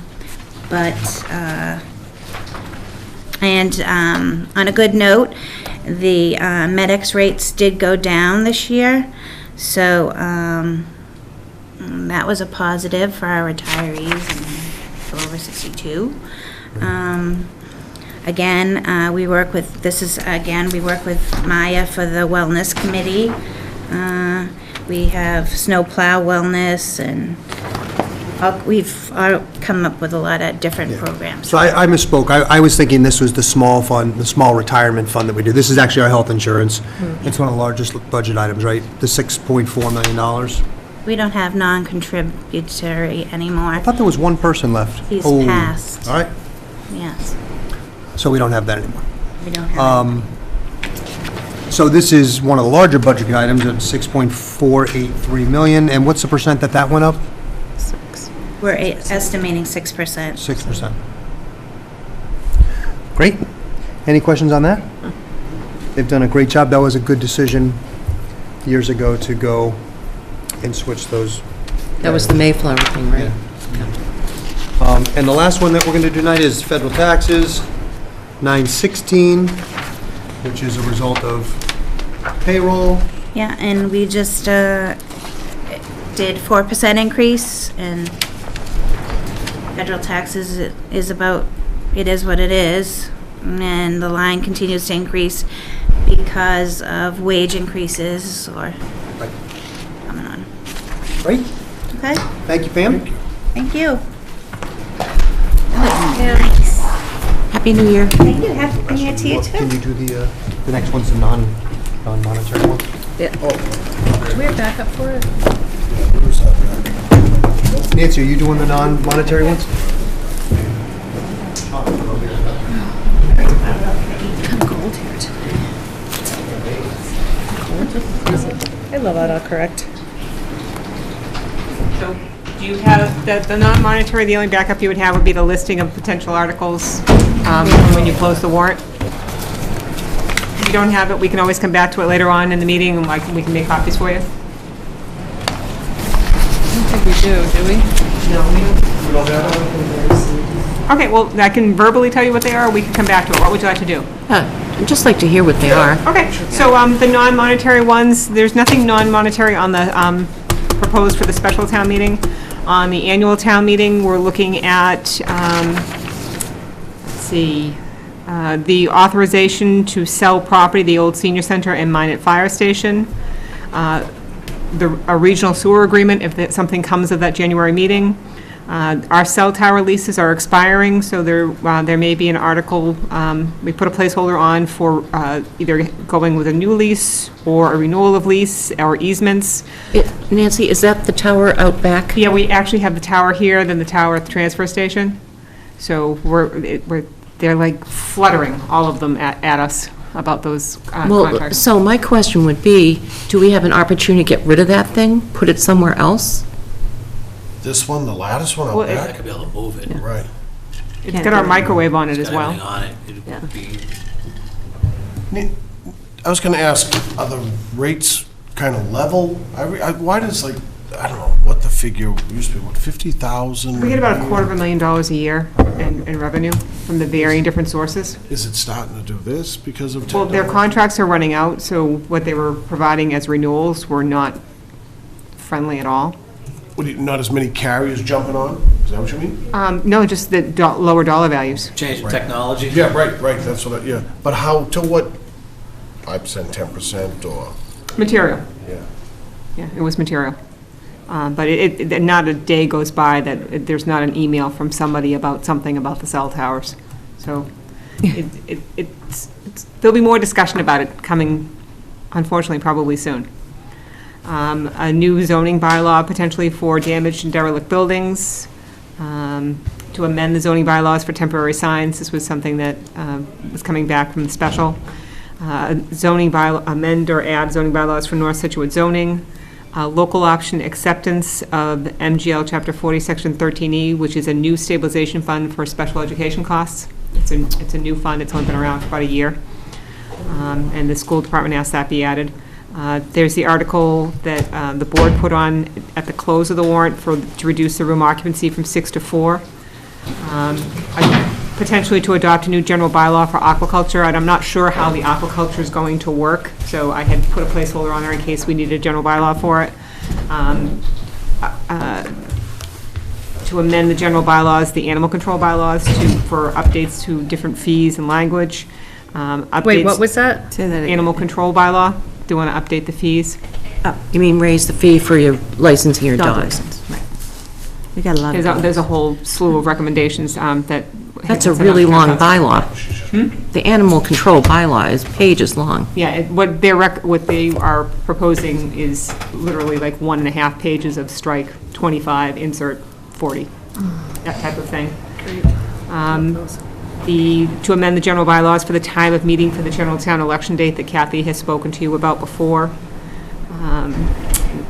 We would want to amend the general bylaws for the revolving fund. We talked about that earlier, to add some items that are not currently separately as revolving funds when we set up that general bylaw. So the law changed where you had to set up a general bylaw.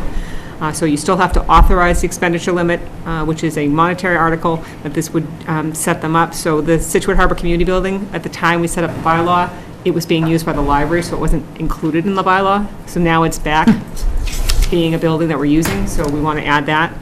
The Maritime Center, set that up as a 53.5. Aquaculture, the board may decide that that's how they want to handle those revenue fees. And then the fields revolving with the new fields, we want to get that into its own separate revolving fund. And then to have a discussion of changing the current recreation fund from a 53D to a 53E.5.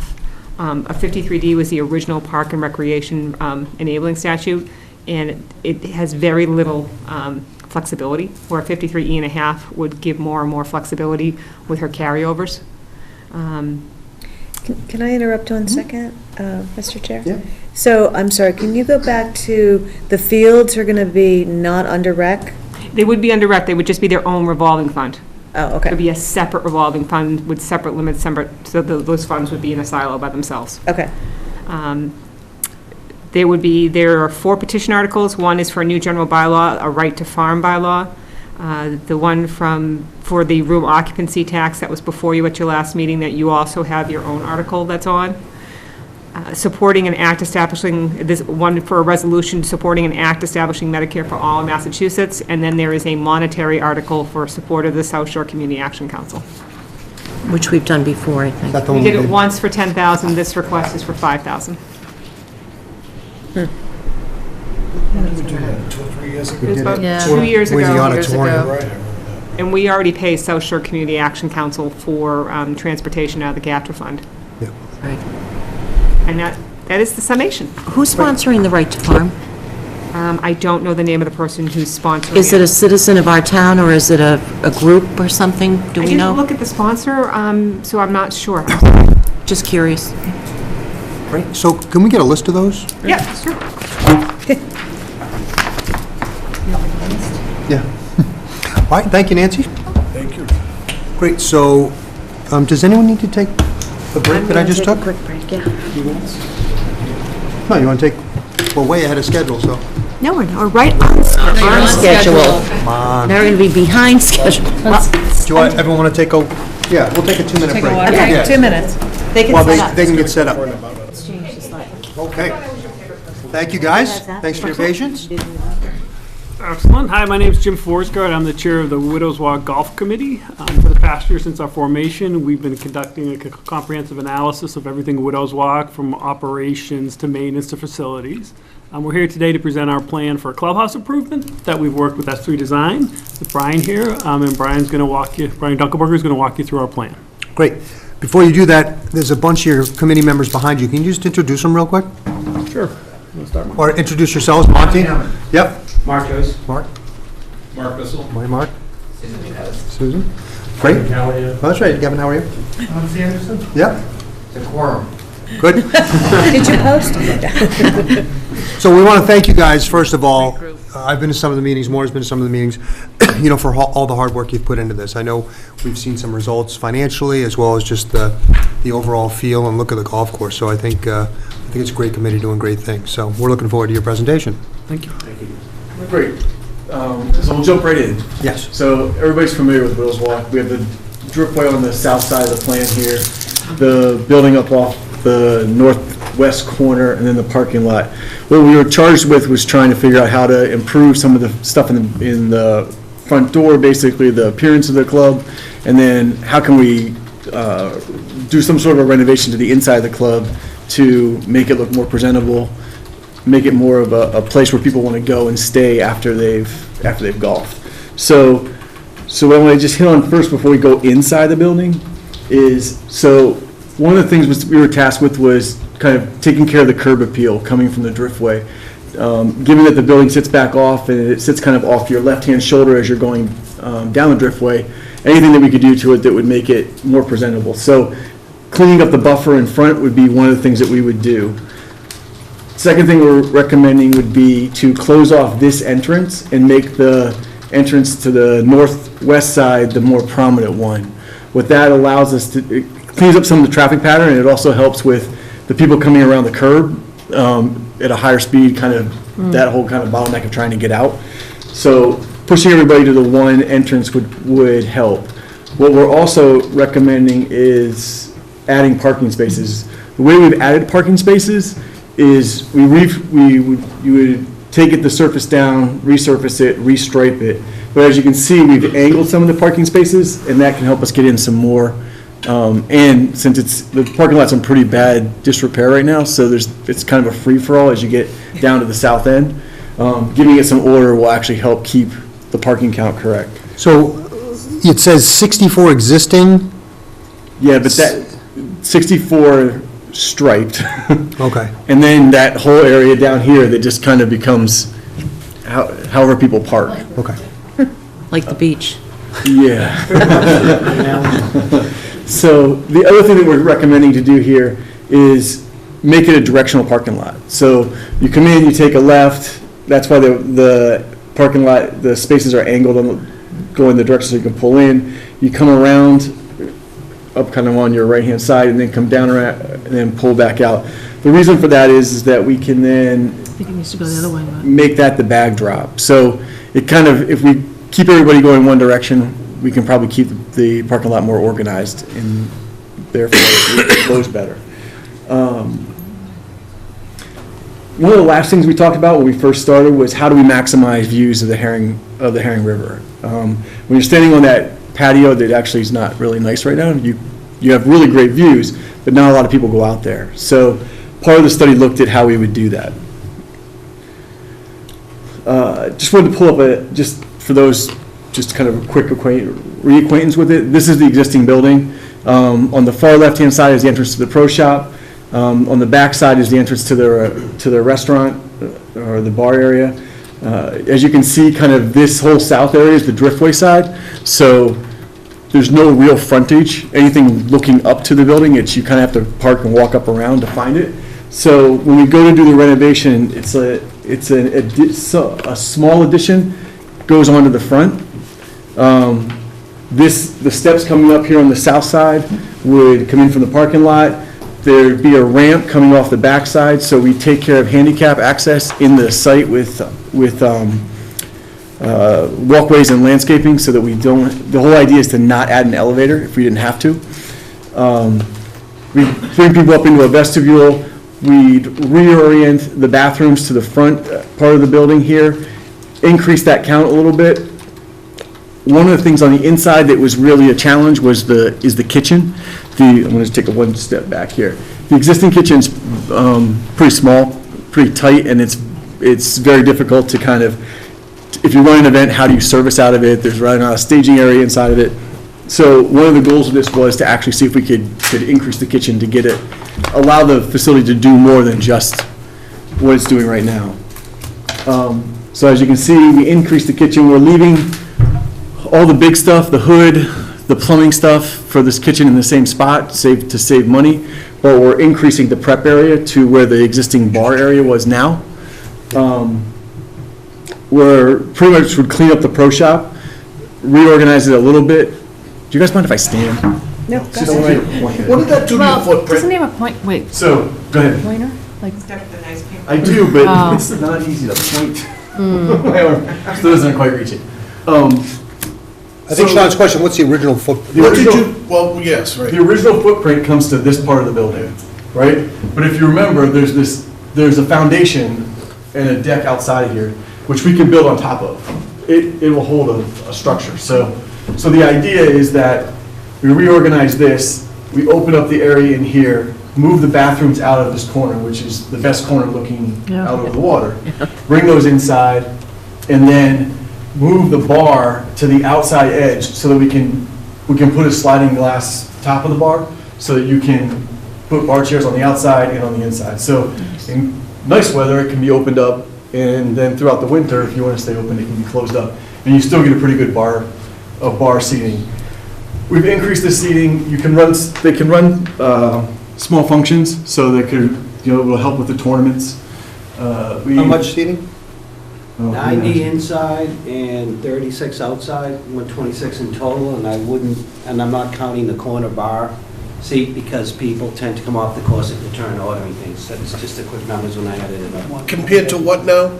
So 126 compared to what do we have now, roughly? Okay, so almost, yeah. 80? Yes, Okay, that's the occupancy. okay. Again, can you just show me the current footprint? Is it, on the other picture? So does it only go to that notch right there? Goes right to here. Oh, it does go all the way to there, and it goes how far to the left? All the way. All the way there. All the way to the building. So that rectangle is the same rectangle in both? Yep. So all you're adding is the space in the front? This here, and then we're going to add a bump out. in When the you back. say this here, what are you pointing at? Right here. This is the line at the front of the building. Yep. So we would open this up, add an addition onto here. Yep. And then a little vestibule out here for Yep. for environmental stuff, and then a porch. So it's only the very front of this is the only space you're adding, the rest of it is the current footprint, Yep. except maybe on that. except the top, which is where we're adding the kitchen needs a bigger freezer and more storage. So the best way we could do that is we'll bump out the back side of it so we can enclose that all as we're doing it. But aren't you adding that whole thing on the side? Yes, We are adding this, yes. because there's a foundation there, but we're expanding onto that foundation. Yes. So that's the where we're porch. gaining That's the space. porch. Closing today. This is the existing porch. You're adding the porch Yep. on the And outside. then the deck we would add, would be in addition to the building footprint you already have. So, is that, we're good? Yeah. Yeah, so you're adding, whatever that last section is interior space now, that used to be the deck, Yep, and you're just expanding the deck. yep. So we found that was the most cost-effective way to do it. Foundation's already there, it works. There's no reason why we couldn't build on top of it. I mean, capturing the space gets us closer to the views that we want to see anyway. So it made a lot of sense. Question, so the cart storage is underneath the restaurant? Does it expand at all, or is it just has a bigger, is it the same? It's the same size. Remain the same, Yep. function the same way as well. So this is what it would look like coming up from the front. A couple things that we're doing here is we're going to steps up in so you actually have a front door now versus coming around the back side. We'll use the topography to ramp up around to get to the ramp on the back side and come in, there's still an entrance to where the pro shop is. I don't know if you guys remember this, but there's some transformers and stuff out here. We'd like to screen those so that put them behind some sort of a trellis system, and then, or a lattice system, landscape it up a little bit, and just kind of really dress this up. Increase the windows on the front side so they're bigger versus the little guys that are there right now, and then again, and add the deck on. You can see the underside of the car storage, it stays. So you didn't propose putting the deck around the front because of the transformers? Is that why you couldn't We do that? can't really go over top of the transformer Yeah, bad idea. Okay. without moving it, and then just moving it doesn't fit into the budget. $1 million in some. So is the roof the same? So this is the existing roof here. We're gonna bump out this direction, and then we're gonna drop the new piece just a little bit lower than it, just at the moment. Like when you really get into really doing the design of it, we might find it's easier just to attach to it and carry it out. But ideally, I like that better. some things we're trying to do is to break up the scale a little bit on the building. Yeah, it looks more capey. Yeah. It looks good. A lot of disabilities. So this is if you walked up around the path, coming up to the pro shop. So we put a little entrance on the pro shop, open up the glass so it doesn't feel like you're going into a little door. Dress this up a little bit. You'll see the ramp kind of working up around to get in. This is, from the south. You're really kind of, at this point, you're almost standing on the putting green, kind of looking down. Is this ADA compliant, the slope of that? Yeah. It will be. Yeah, we've checked it with civil. So we can absolutely get it to work. And so folks, if they're taking the turn and they want to go into the restroom, that's Go through the pro shop? Restaurant. Well, no, you can go up the ramp. You don't have to even go through the pro shop. Yeah, there's a ramp right there. On the back of the building. Yeah, So you there's can a come ramp through right here there. and in the front restrooms and into the restaurant if you want to, or you can still get through from the pro shop Okay. if you wanted to. Because now people come in through the restaurant, right? Yes. You can go in that way as well.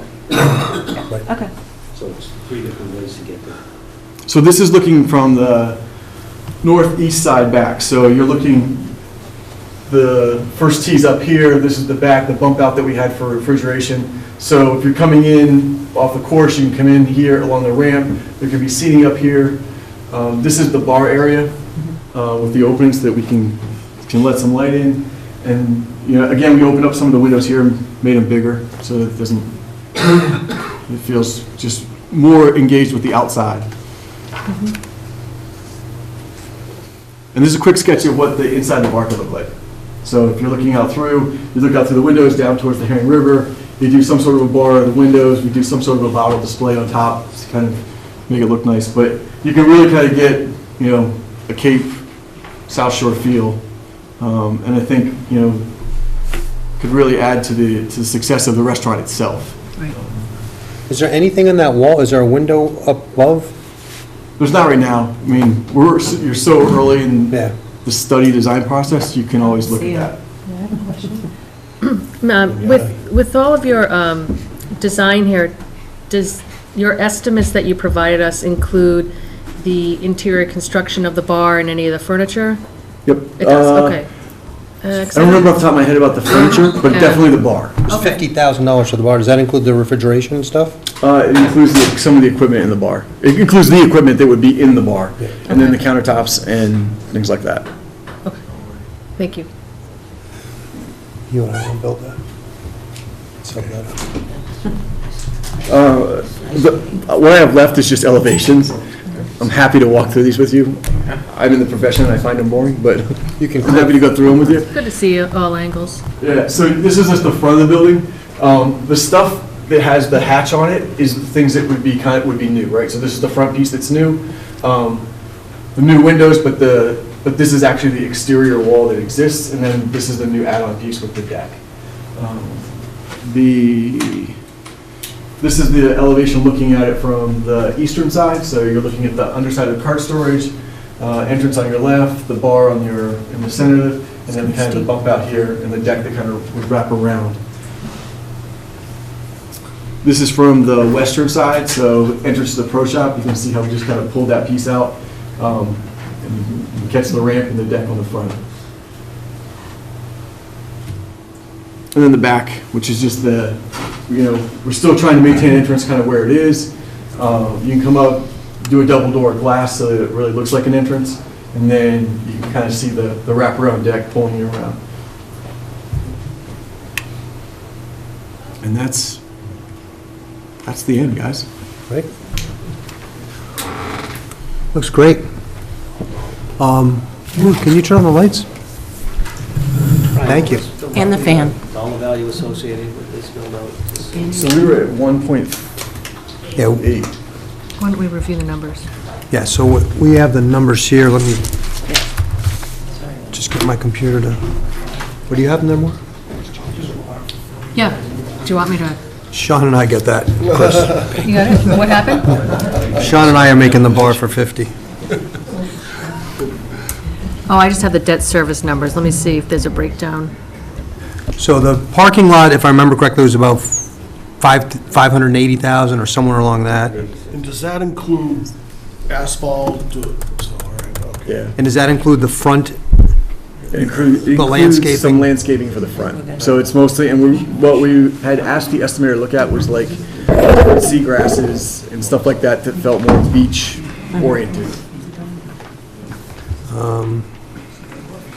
And then it was about 1.2 for the building, if I remember correctly. I'm looking for it now. Cost estimate is 1.5. 0.5. Right. Plus design cost, and it's a total of 1.8, including fees. Mr. Chair. And that includes, that doesn't include the parking lot. No, and then the parking is just shy of 600. So 2.4 million in totality? 2.5, 4, yeah. For the parking lot and the clubhouse, yes. So Nancy, I turn to you. What was the number? I thought we were trying to get it done for less than that. Yeah, well, the direction was to go with 1.5. And this was the third iteration. There are some value engineering items that Brian has mentioned, such as the front bump out. There's that vestibule. Rather than have a vestibule, make it just a deck all the way across. And then you would open in so the little, So like we could, Right, that goes we on. could probably eliminate this, go one set of doors here, Mhm. and then just let it be a deck across the front. That'd save like 400 grand? Yeah, you're not, yeah, right. I like your math. So, what, 25? well, by the time you do windows, you're probably 15 to 20. By the time you do windows and foundation pieces for it. So, yeah, you're in that ballpark. So you did a financing plan here for, at 1.8 For the building only. for the building only. Right, we couldn't, at this point, when I wrote up the capital plan, I put it as 3 phases, the clubhouse, then the parking lot improvements, and then the irrigation system. We have had the irrigation system designed and have received a preliminary budget. I have spoken to IGM, even though they're not really happy about delaying the irrigation system replacement, they said if the system can get by, we just need to appropriate a little bit more money in repair and maintenance by a little bit more, maybe $5,000 to $7,000 to do some pump replacements and other repairs. They thought we could get at least another 4 to 6 years, if not longer, from the system before we replace. So we'll have escalation costs in our estimate. So that allows us to move the irrigation system down. I know the committee spoke about, they previously had a CPA application in for the parking lot a couple of years ago. And part of the issue was that they didn't really have any skin in the game to go back to see the Community Preservation Committee and say, we'll put up so much money towards it. In this case, they're putting up, the Widows Walk is putting up the clubhouse improvements. So then it would be potentially a CPC application for the parking lot curb appeal. Whether it would be favorably looked at or not, I don't know. Or they could just hold the parking lot off for a little bit more. We are concerned with the amount of debt the course can take on. I gave you that lovely, very long sheet. If you have it physically, if not on your computer, it's really pretty and long with lots of small numbers. But basically, it says we cannot support the debt that we had previously, which was over $300,000. The course just was not supporting it at all. A safer number is somewhere between 2 to 250. The revenues so far this year continue to be good. We're back to pre-drought levels. We're maintaining that. So that's a positive. And at pre-drought levels, we could comfortably take on that kind of debt. We just can't take on multiple projects at the same time, and we can't take on anything much bigger than this. I wouldn't want to see you take on. I would be concerned about it. And that was looking at a 10-year bond. When the committee talked about it, we were thinking more that you would float a note, just meaning rather than issue long-term debt, you probably just go with a note for the first year to few years. You can go up to 5 years with a note rather than having long-term debt. What that gives you is the flexibility. If you have a good year, you can pay it down a little bit more. So you wouldn't be tied into a 10-year repayment schedule when you could pay more because you can't prepay a bond. Why don't we extend the debt to more than 10 years? No, it would be the direction to cap it at 10. So you could have a note, but you would have to pay a principal payment at least in the 3rd year. I would say make your principal payment in your 1st year. No, I'm saying, why don't we Because at borrow some point, you're going to over have to come back 15 and years? you're going to have to do the irrigation, so you're going to have to pay off the building, so Right. you have money to do the irrigation. And this potentially is a taxable bond. I have spoken with Pam and with our financial advisor and bond counsel about this, and I believe the original bond for Widows Walk was taxable, and that has to do with the fact of the restaurant, since we have a lease. It's the square footage of the restaurant as compared to the overall square footage, and where if it was taxable before, it would certainly be taxable in this instance. The rates that you can see, the rates that I've been running with were in the 4s just for a non-taxable bond. Normal muni bonds are non-taxable. these were the rates that the financial advisor gave me for taxable, which is a 2.5 to a 3. That's stupendous. It does change how much we could take on for the particular project. So where we were looking at comfortably when we talked about it, Jim talked about it with the committee, is around that 10-year area, which is about $211,000 on a level debt service, and then declining, it would start at 234 and decline to 185. So you have the option with this particular project. Widow's Walk, of all the places, is the one place where I might consider level debt service, and the difference is it's like a mortgage payment. It's the same all along, whereas everyone knows the debt solutions, like the first year is the worst year and it declines because it's a level principal payment and all the interest that's associated with it, and it just gets less over the years. With Widow's Walk, it might make sense to go to level debt, so have a similar number every single year, so you know what you have to get, rather than trying to get over the hump. It's just some way to look at it. If you do that, you are going to incur more interest costs. I think I ran the numbers, it was around $6,000 in additional interest costs. A year? Yeah, I think it was actually the whole thing, because the rates are so low right Yeah, now. right. Now, anything can happen with the environment we're in. Rates could go down further, rates could go back up. And essentially, if I'm not mistaken, what I'm hearing is that gives you the opportunity, if you have a good revenue year, say similar to this year, where there was 223K, I believe, in surplus, we could throw some of that money out to the debt service. Yeah, if we keep it as a note for the first few years. As the committee has looked at, it's not, you have that if you build it, they'll come. I don't want to assume if you build it, they'll come, but if you build it, they're going to come to look at it. So you are going to see some type of an influx of revenue where people want to come and see the new spiffy thing in town. And whether they'll come and stay, we would hope they would.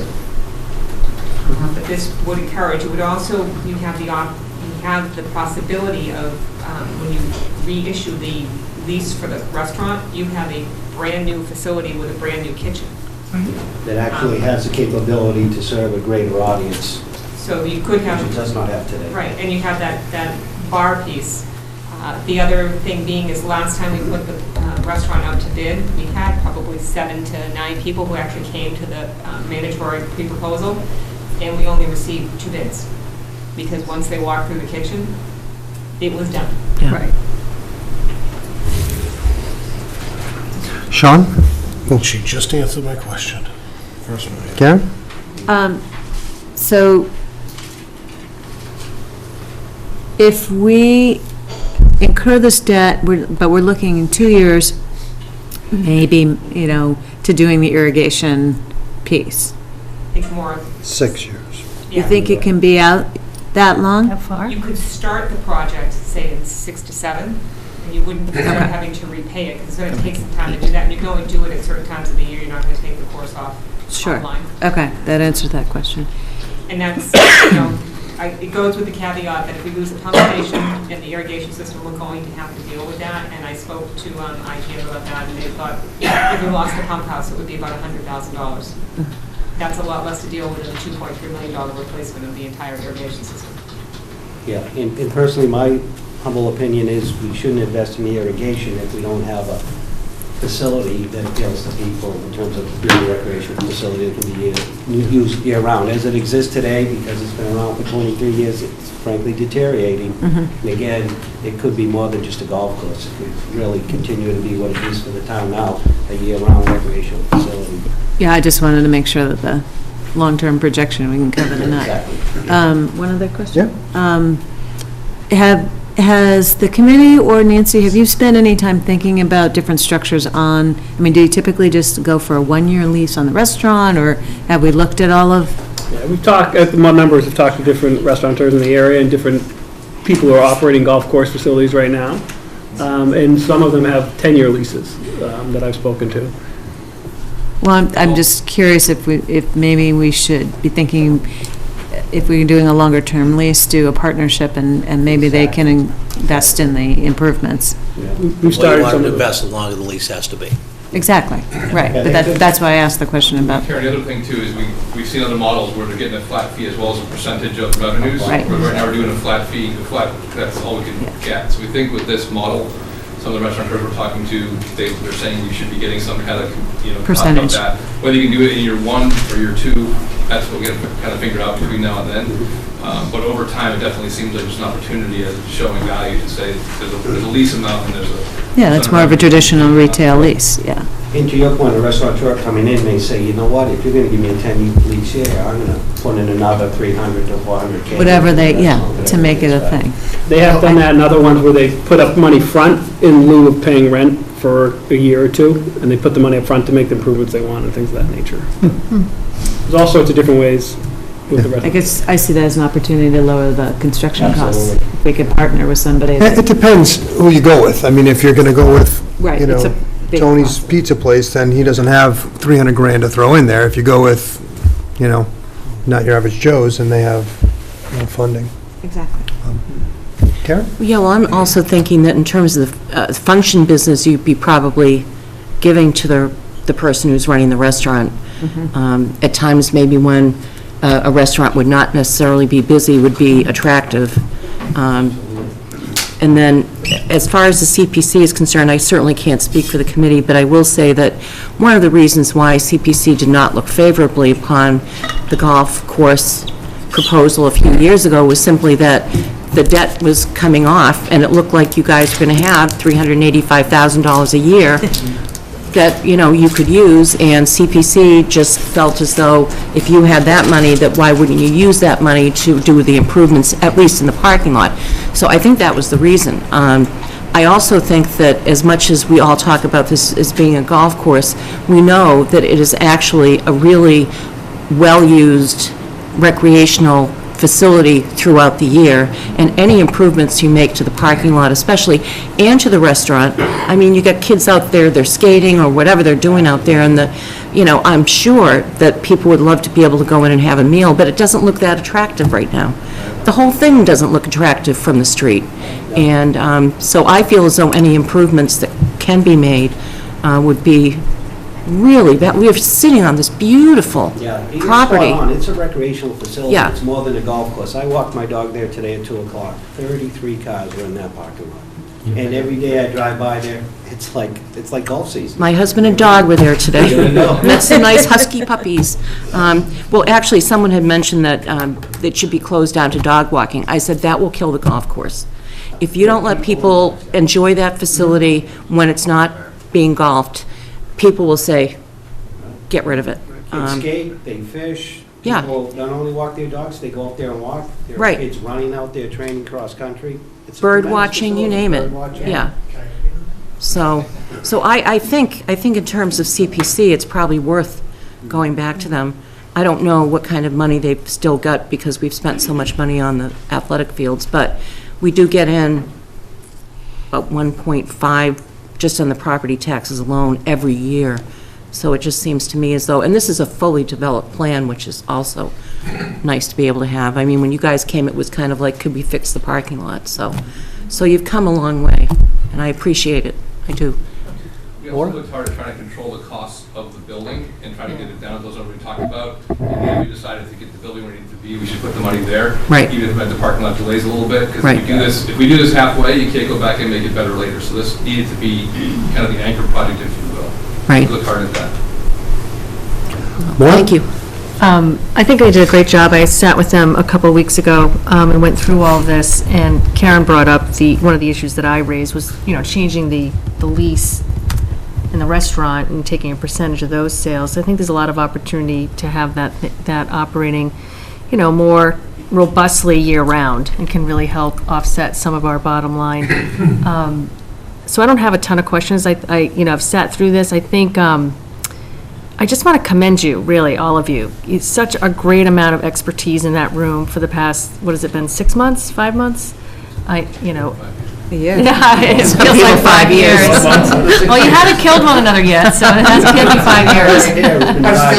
She's still there, but you're still there. Aside from you, Monty.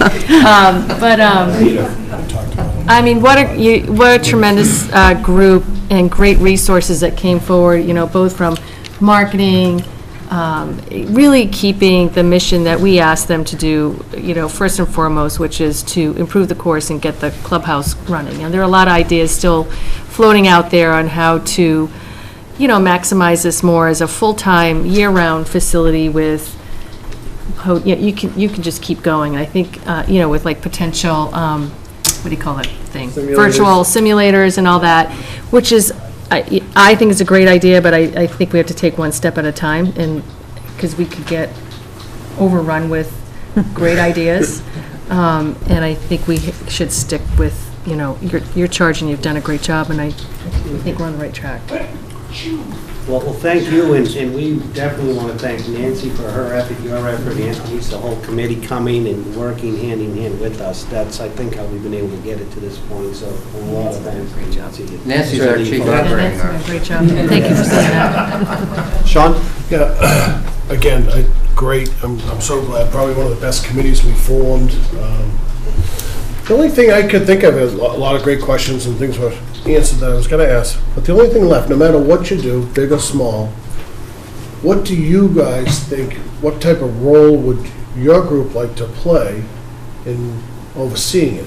Would you just possibly elect a couple of you or one of you to be the liaison to Public Buildings Committee, who typically oversee these projects?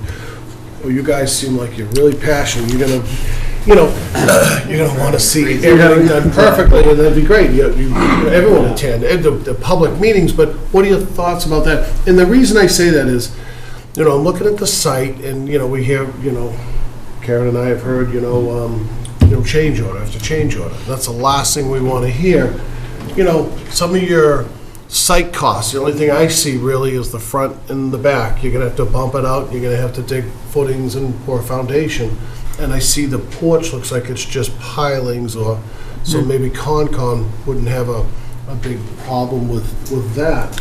But to keep I saw a 10% contingency there, but just to really keep it in line, what are your thoughts on going forward? Yeah, so we've talked as a committee, I think I speak for everybody, we know what our original charge was. We would like to expand that if possible for more strategic vision in the future about what we have, what we think Widows Walk can become. We'd like to take more of an oversight role also, instead of just making recommendations. We've all been, working together for the last year with a lot of great ideas. We've made some changes, the revenue's up, and I like to think some of that's due to some of the marketing material Kevin did and a lot of different ideas we've done and implemented in the last year. So, I think I speak for everybody when we say we'd like to see our role expand.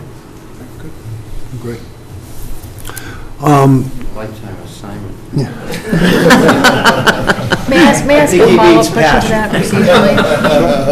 Jim, would we have to establish, so to make the golf committee similar to the waterways committee, would we have to do that through any kind of a town meeting article, or would it just be Depends on more of a what kind charge? What do you want to give them for authority?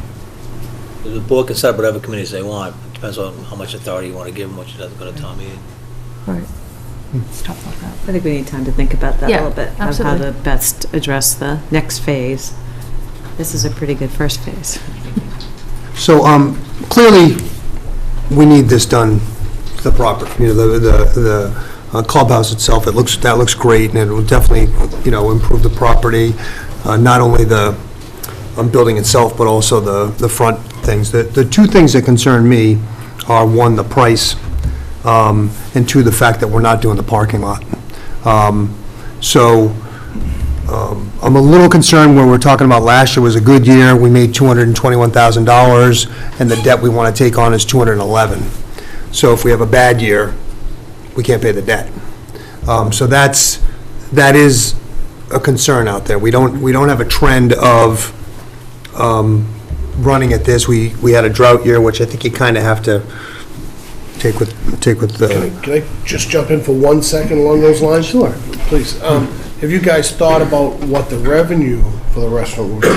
Double, triple? So to offset that cost, and I couldn't agree more. But you're going to talk about, this is going to be built out like that potentially. Yeah, but we're not really going to see that revenue. We're going to rent the property, so what's our lease now? What do we get? 39, like 40 grand? Yes, I know. Yeah, but you can build it into the contract, you can see the revenue if we take Well, you 10% don't wanna of their bleed- sales or You don't whatever. want to bleed them, you want them to make money, but The other thing is, Tony, what we want to do is we want to build up our retained earnings between now and then. So if we do go into this project and we do have a down year or drought year, we can have retained earnings to help cover those costs. that's what I was getting to, but. Sorry. You're the same member, you can interrupt me whenever you want. So the thought is with the larger. Well, let me just finish. Again, I've been at the meetings, I support it, I think it's a great idea, but I don't think, we have to do our due diligence, and we have to be aware of the fact that the numbers are what they are. And it's more than we hoped, right? I think we hoped it would be 1.5. We hoped that the 1.5 would include the parking lot. Everything we do in this town, the numbers are, flabbergasted me. So I'm not shocked, but I'm, again, surprised. But I think somehow it's, to put the jewel in the middle and to keep the parking lot the way it is around it really tarnishes it a little bit. So I think we got to get creative and see if there's a way that we can at least do some of the parking lot. And I was going to say, is there any way that the town can participate You in? just grind it and do stone for the first year or something. Well, now, you're not senior, so you can't interrupt me. That compliment? So, I don't know if there's some way that we have extra stuff, and, we paint stuff all the time, if we can kind of at least fill in the holes that people are breaking their ankles in. Yeah, we actually did some work out there already this year. Yeah. Did some patching and filled some holes in, and we can do that, but paving's expensive. If you're gonna do it right, it's gonna be really expensive. Right, so the real project that we want to do is 2.5, which the enterprise cannot fund. So that's a concern, and the retained earnings, as Jim mentioned, are very low right now, so we don't really have the ability to overcome a couple of bad years in a row. But Nancy's very conservative, and she's looked at this, and, from that perspective, I think that's my main concern. Although I do agree with everybody here saying that, if you build it this way, more people are going to come, so revenue's going to go up. There's going to be some money increase from the restaurant. I don't think it's going to be, hundreds of thousands of dollars a year, but it could be certainly tens of thousands of dollars a year. I don't see a way. I guess my question to you is, what would we do if we had to sharpen our pencil, and if this number had to come down, what would you do to it without dramatically impacting? I mean, we talked about $25,000 to take away the little vestibule, but what, you were given a number. Yeah, no, and I think what I would do is, you can always greenlight a project. Like, we're basically giving a cost estimator a set of floor plans and some elevation and saying, go price this, right? So they don't really have all the detail, they don't have all the... Right. So they're throwing contingencies in on top of the contingencies that we have at the end to kind of figure out this budget. Because everybody at this point is protecting themselves because you're so early in the game. I think if we were going to put this out to bid to actually go for architectural services and then on for construction services, what I would do is write into the architectural services that you have to have it budgeted like 3 times through the process. That way, like in a non-public building, what we would do is say, after schematic design, price it, right? If it comes in high, then we have design development to work it back, which means we might have to do less on the kitchen, or we might have to do less find cheaper materials that we're using at different places. Like, you can keep budgeting through the design process to get it to the number you want to get it at. Yeah. The 1.5, given where we are, I don't think that's a realistic number for the whole thing to get it there. But can you get it tighter? Yeah, you can always get it tighter. My fear is that when we put a number out that says a bar costs $50,000 to build, it comes in at like $49,800. And that's just the environment we're working in. I understand that. So, well, a lot of that, Tony, is because it's just the economy's so good. The dredging was a prime example. We put the dredging out to bid, and someone sent a bid, and that was 4 times what we had. Yeah. When we bid it the next time, all of a sudden he didn't have work. He came in at the number we wanted. So a lot of it's going to be driven by the economy. Have you taken into account monetizing what you think the increase in revenue will be because of this? A couple of things on that. We're trying to stay really conservative, first of all. One thing is, by getting it above 1.5, we got the OPM cost in there. We could have factored in and said, keep it below 1.5, you don't have that. We didn't want to have those surprise overages come up, so we said we should get above 1.5 so we can reflect it into that number. That was an important factor, I think, is if it's going to be below 1.5, then you've got that extra surcharge not there. The other thing, back to your point on the history, because I share your concern about this, the enterprise fund needs to carry this debt. Right?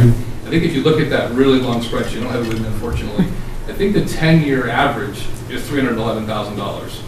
So you're right, the 211 consumes the piece you see there, but over a 10-year history here, it averaging 311. So that's a $100,000 buffer across that time period. If you look on the far... It's way over to the right. Yeah, but that's taking 3 years into account where you didn't have debt. So how does that play into it? Where 10 years into account where there's no debt, pre-debt. It's the pre-debt number. So it's 17. It's 17 and prior. The 311. 10 years. I think it's 19 and. Oh no. 10 to 19. Right. So you had no debt in Just 19. It's a pre-debt number. What? It's just the income. Just 1 year. It's a pre-debt number. Oh. The average pre-debt number was 311. 311. Correct. Oh, okay. Yep. So we've got that $100,000 hedge, if you will, for the and it's an average. So some years will be less than the 311, some will be more.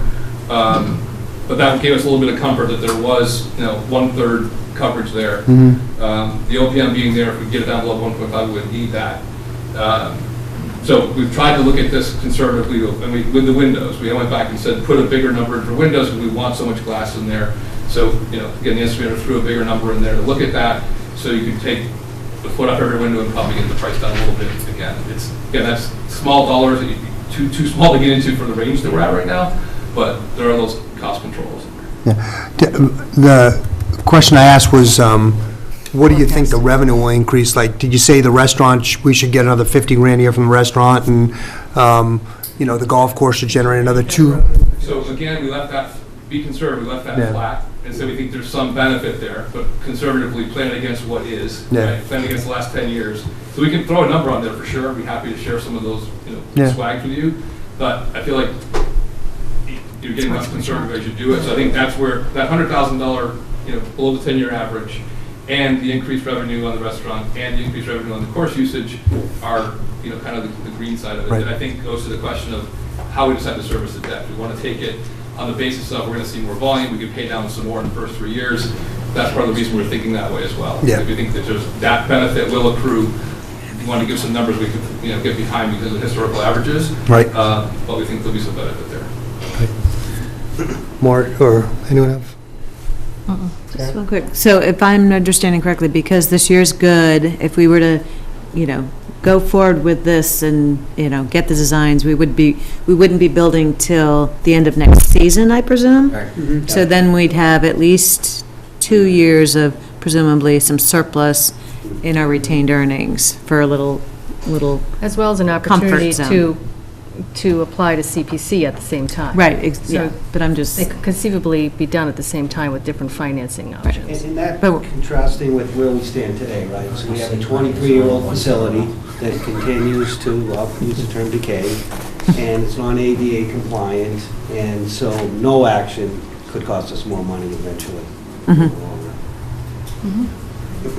Tony, in that estimate that you have, Mhm. there were a couple of things that, if you hadn't already noticed, were really high. So like the lighting estimates for interior and exterior of the clubhouse was $45,000, and then in the parking lot, there was another large chunk of lighting estimate, and that was, when the committee was looking at it, one of the concerns was, when you drive by at night, you don't know what it is. If you don't know it's a place where you could go to eat, you would never go there. So there was a lot of discussion about making sure that it was properly lit, that would entice people to come and visit after hours. Right. That's something you can certainly scale back. That's a significant cost item in there, and still try to meet those, those needs to beckon people to come in. Yeah, I mean, that's the sort of thing you can put on The restaurant. a restaurateur, so. Exactly.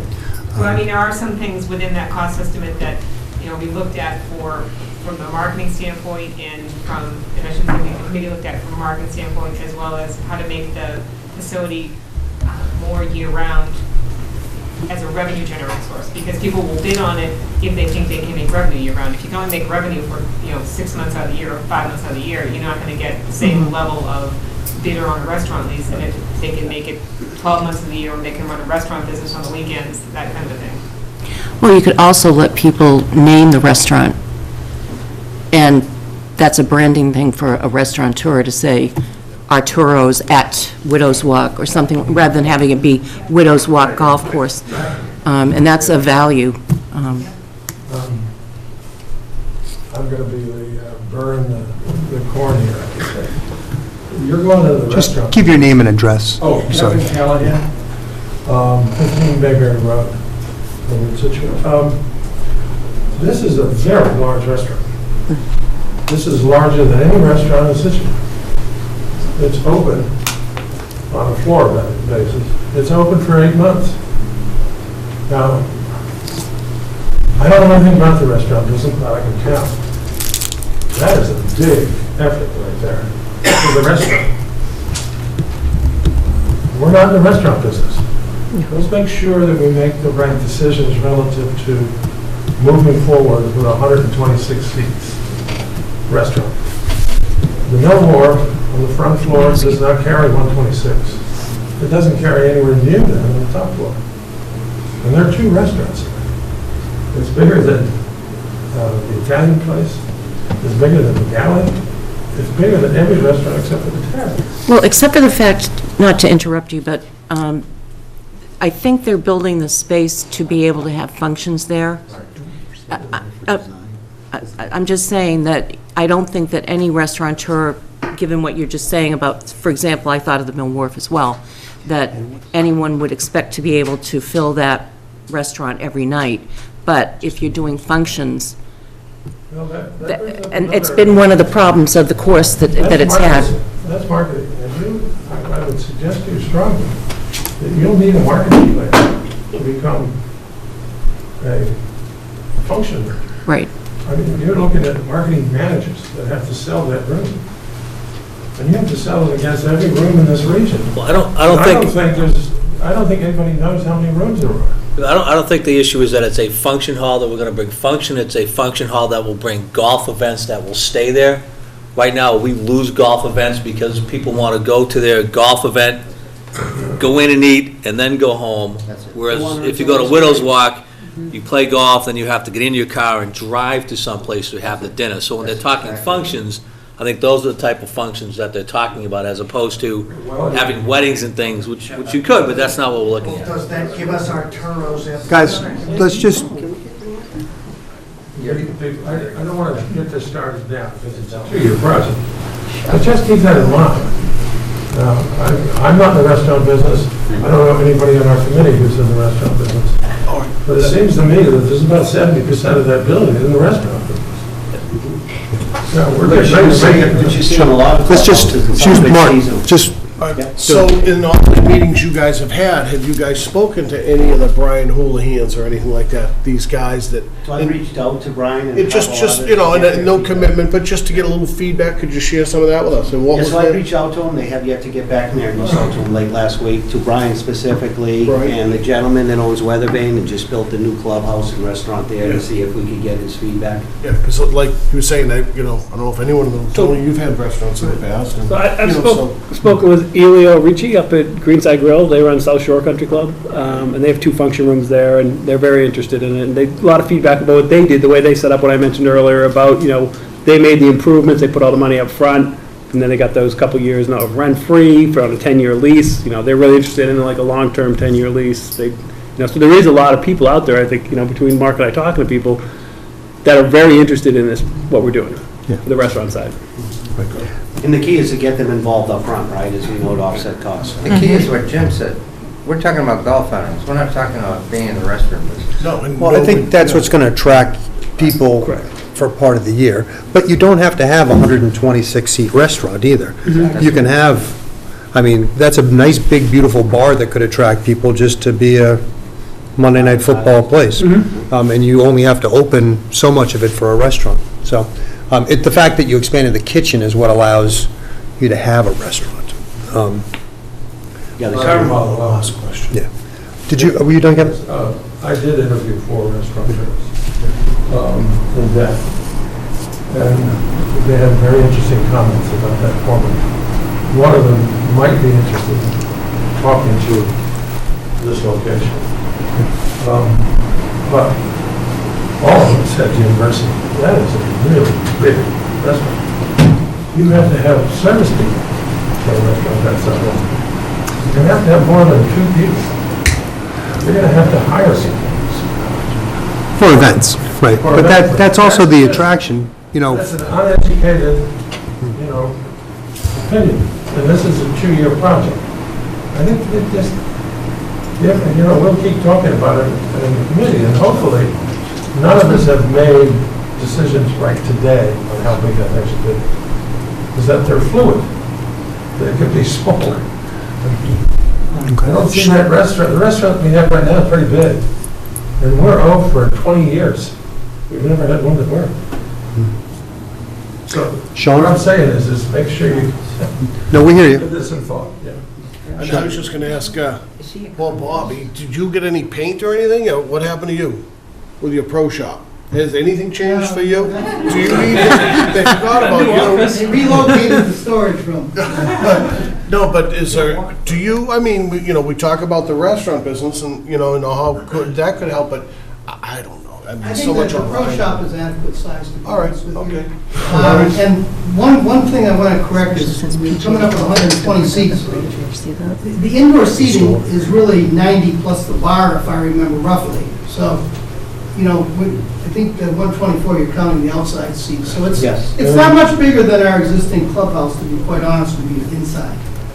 It just is far more functional than our existing clubhouse. Oh, yeah, So where you're picking up a lot of seats are on the expanded deck, so there are 36 out there and roughly, I don't know, more. He has updated plan, I was looking at the old. It's 102 inside, 50 outside. There we go, okay.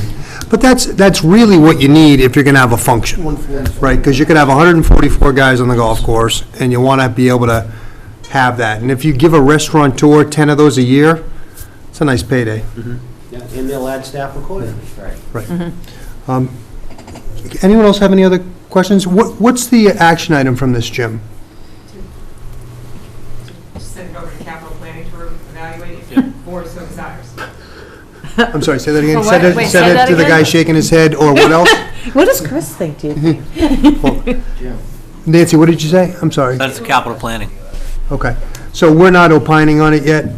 You'll send it there, and then we'll get back together with you. I think you've heard, I think overall, the concerns are, we love the look of it, it needs it, it's been, unattended for 20 years. We're a little concerned about the money, we're a little concerned about the parking lot not getting fixed, a little concerned about the size of the restaurant, mixed emotions on that. Is that what I'm hearing from everybody?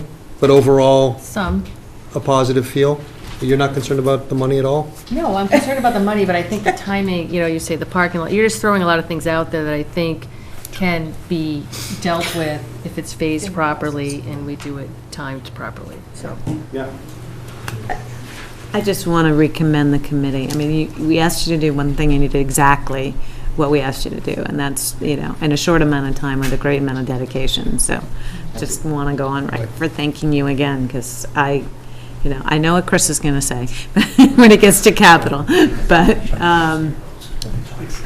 I think there's so much potential to improve this asset to the town, and this is, and you really, you ate it out of the park. Right. And if it's not going to start for 2 years, if you had 400 grand in the bank to start with, you pay for a third of the cost. Or a parking lot. When are they on the capital agenda? What day?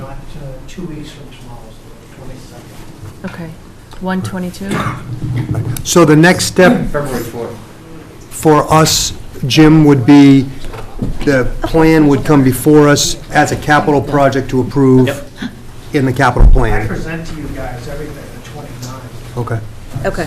So January 29th? I thought you said you're going February. 122, we're going. February 4th is capital. But this isn't on the, They'll have to come back. this isn't on the annual town This is meeting. not annual town. This won't be on the annual town meeting? No. Put this on the annual capital. It's on the annual capital right now. So it is. It is. All right, well, why don't you guys coordinate the dates? Thank you guys for presenting. Monty, just Great let me know. job.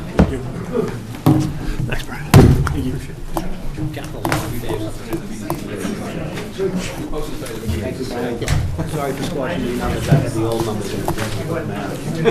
Thank you. Yeah. Okay. All right. We're right on schedule. Very well done, Mr. Chairman. Well, you kind of threw that Cohasset thing out. I have my way. Short term, pretty up there. Yeah. On our own. Yes. And use that as an example down the road. Yes. Okay. Sounds good. Thanks, Monty. Great. All right, we're moving on. Says the sale. Money, you're gonna donate it? It's non-taxable. Watch your foot. Monty, step back. Monty. No. God, it's like, Yes. Thank you, everybody. This is Harris. Okay. That would have been me. Where'd Sean go? You'll be right back. No. Hi. Susan, how are you? Come on up. Come visit us. I did a nice job. Very nice job. Look at us just creating new exciting things in town. Doesn't understand. I think he's a lawyer. Okay, we'll give Sean a minute to get back and, But I think he's... Yeah, let's talk about it. is this the last item? Although we just have routine stuff. Goodness. I mean, there's... I run a good meeting. Running a restaurant is not an easy business. No, we wouldn't be running a business. My liaison report's only 20 pages. it is our problem if we build in a percentage of revenue, and that's what we Right. right away. Right.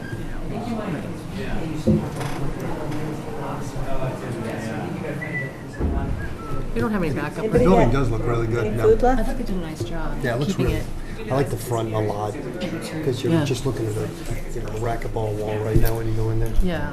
No, I like it if it's a nice Cape Cod feel, you know. Until me Like gets some more light coming in. It's not really there when you're there, that, you know, the sun goes like Inside, this. it looked like it. It's just a... We did all this. Don't put them on the roof, though. But that's a good idea, right there. I would have liked the idea of a roof deck. This, However, this isn't can't necessary. add on to the cost. It's not necessary. Save 25,000. On what? But I like this. This is kind of wasted space. This? Yeah. Yeah. So that could come out and Oh, save yeah. money. Because it's just gonna end up being dirty. Well, except for the fact that maybe it needs to be curved that way to get the right grade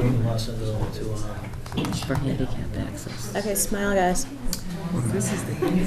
We're recording this moment. This little.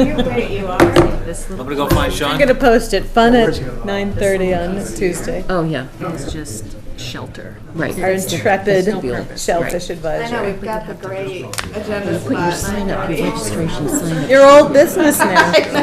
Your little receptionist. Talk to the chair. I know, right? I'm about the only one left at this point. Well, this is going to be hopefully short, Yeah, thank you for coming in. if Sean comes over.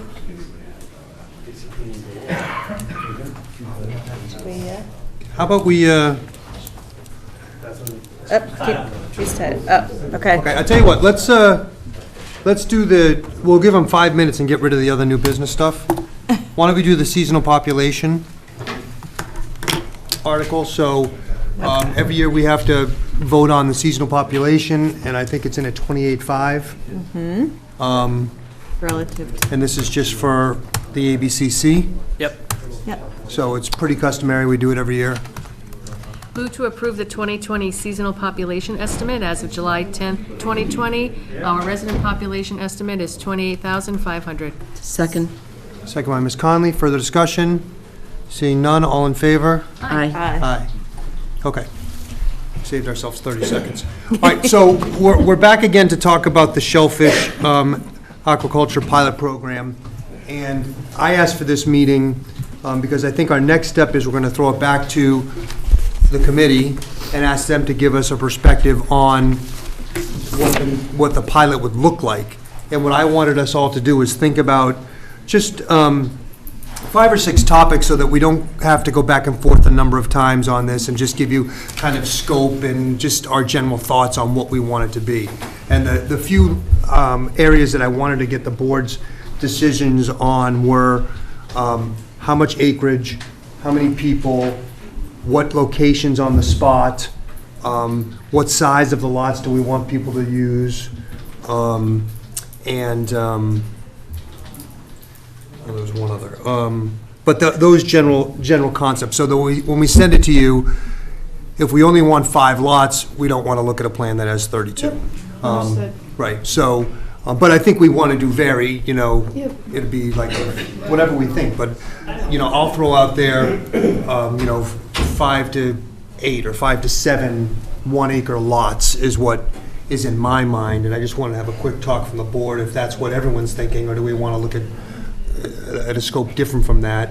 How many people do we want to just allocate it to, however many lots? Everybody will only have 1 lot to start in this pilot program.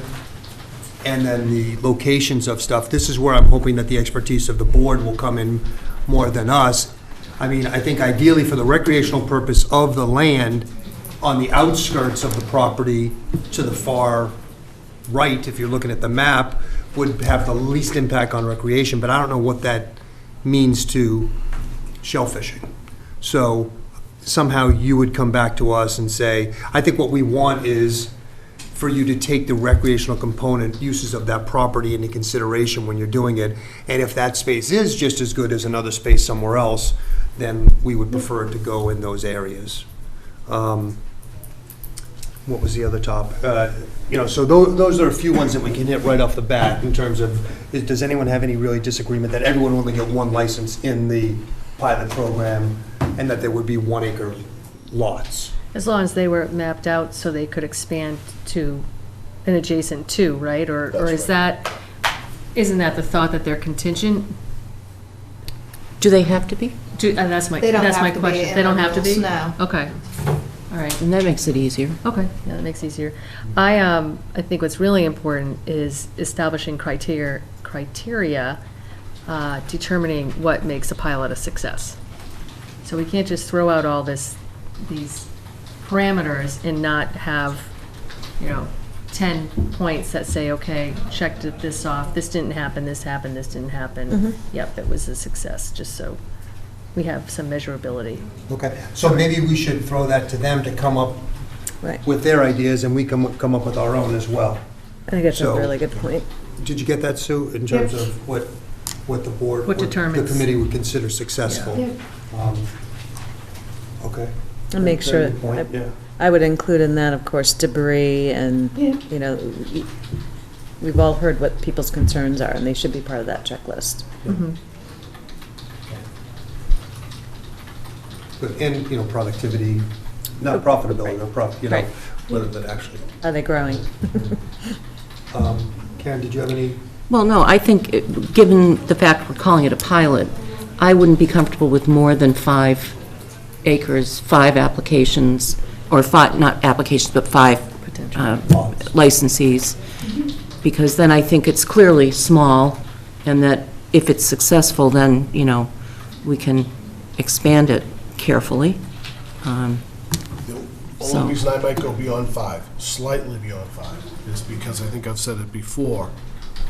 I think if we went with 7, 8, no more than that, 1 acre apiece to start with, but I might disagree. I think you might be better off if Joe Smith has an acre plot, and things are going well, if he's deemed a second spot, we want to be adjacent You to should it, have that abut option. it, because now, if there isn't, then you might have to keep your product back from your lot lines, call it, and then next thing you know, you've wasted space. But if he has 2 adjacent plots, he can just cover these 2 spots.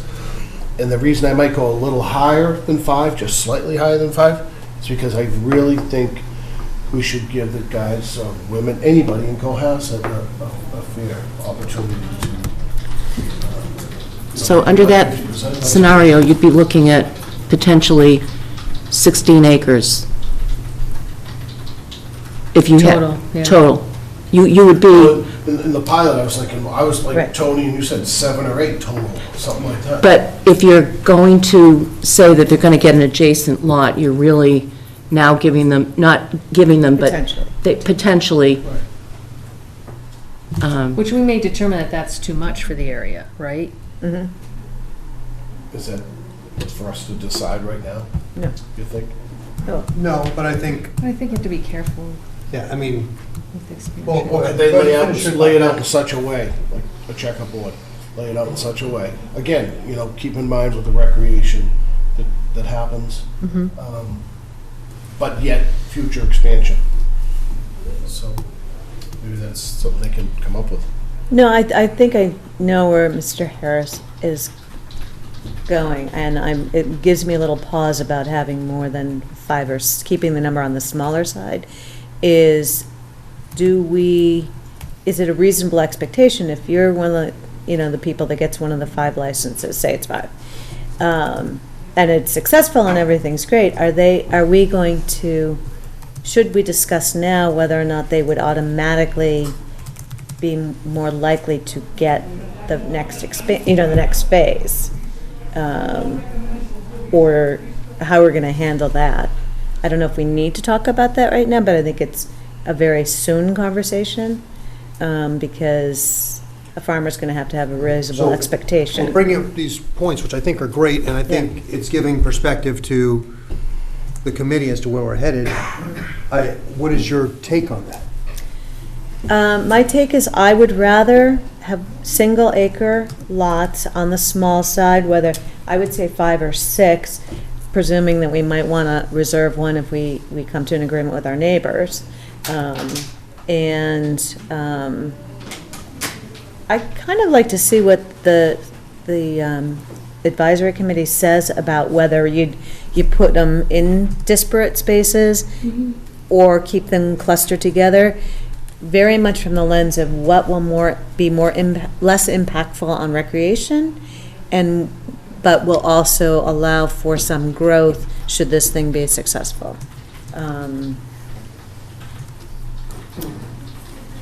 So why don't we talk about the perspective of growth? So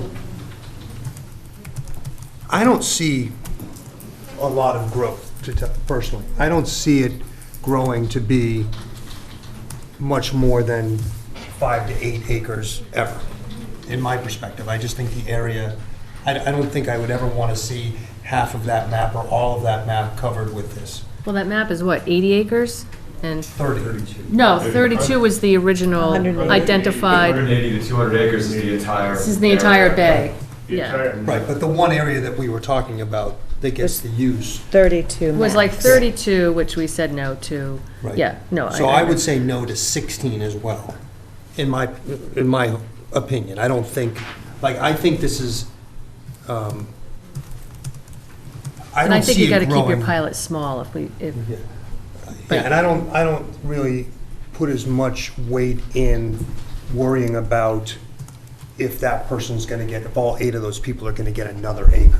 Oh, I do. Yeah, I think you have to be concerned about that. In my perspective, I wouldn't want it to get that big. No, but I think the number of pilots that you approve, we should take into consideration that they may potentially want that max of 2 acres that we have in the regulations. Yeah, I think and you I have would to- say that they wouldn't, because there's gonna be so many other people that want a 1 acre. Well, what's the average acreage of a oyster farmer? I think it's more like 2. Jamie Davenport, 16 Booth Hill Road. There's a lot of evidence that points to 1 acre being just too small for a viable oyster farm. I mean, it can be done, but there's a lot of literature out there that supports at least 2 acres or more. What do you have? We have 2. Down in, In but Dennis. many people have 1, right? Yeah, I'd say about a third have 2. I think 1 even has 3. So, well, we'll have to consider that, Yeah. and maybe it goes from an acre to an acre and a half instead of, they don't have to be full acre lots either. So I think just to give them an idea of the scope that we want this to grow to, we had a 32 acre plot in there. What do people see as the maximum after growth and after expansion, that space being used? Well, I'd want to see it mapped out. I'd want to see what are we going to break out for recreation, and then you've got to do that first, and then understand what your balance is. I can't answer that because I don't know what that piece is that we need to protect. Like What's a reasonably accommodating recreational patterns, reasonably accommodating buffer zones, all of that. What is that? I think that's What does that something leave that us? advisory needs to tell us, what that max is. I think they can put together a pilot based on the parameters we've talked about. I think we're all pretty much in the same wavelength. It's just a question of how large the first pilot, and also work on the criteria for selecting, I think is going to be a huge piece. That's the one thing we haven't talked about yet, really. We can get to that, Yeah. And then there's still a whole bunch of homework that needs to be done before we say, where's the max on this? But I think we can go ahead with a pilot before we get there. Well, we definitely can, but I think conceptually, if we're worrying about somebody getting a second If we acre, don't, right. then, I mean, there's going to be, my perspective is there's going to be 20 people looking for these licenses. Right. So I wouldn't ever foresee us giving somebody 2 before we gave somebody 1, in my opinion. So I guess, I'm not really concerned about, am I putting you here so that you can get another one later, as opposed to putting them, that's the Well- best use of the, again, this is just me, and best use of the area. Okay, Tony, if you had twice the number of individuals, then you'd, have twice the amount of traffic. Traffic, Exactly. yeah. Okay? Maintaining, taking out their equipment, putting their product and equipment back in the water. So you might be better off with fewer individuals with little larger plots. And I'm just saying that, I'm thinking of them bringing their material and product out at the same time the lobstermen are bringing their traps out, and then putting them back in.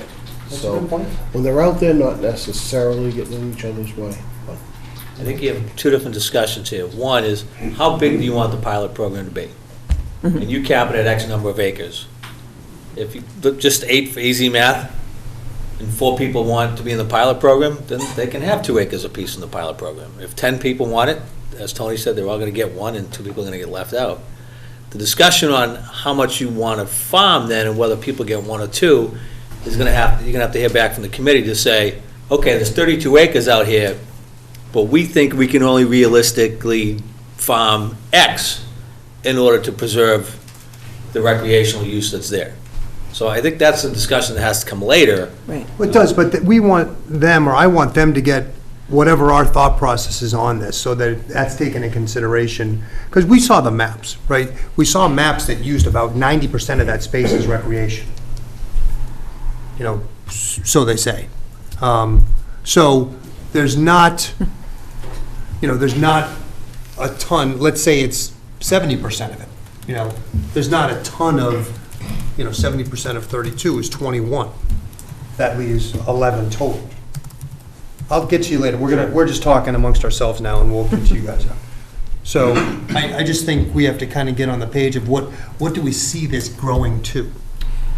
And if the majority of the board wants it to grow to half of that space or all of that space, then I think they should, then maybe you do take into consideration placements so people can expand. And I think up front, if I may, Yeah. I think up front, it will impact potentially who wants to apply. If they think they're only ever going to have one, that may reduce the interest in some people, because they want to make the investment and all of that.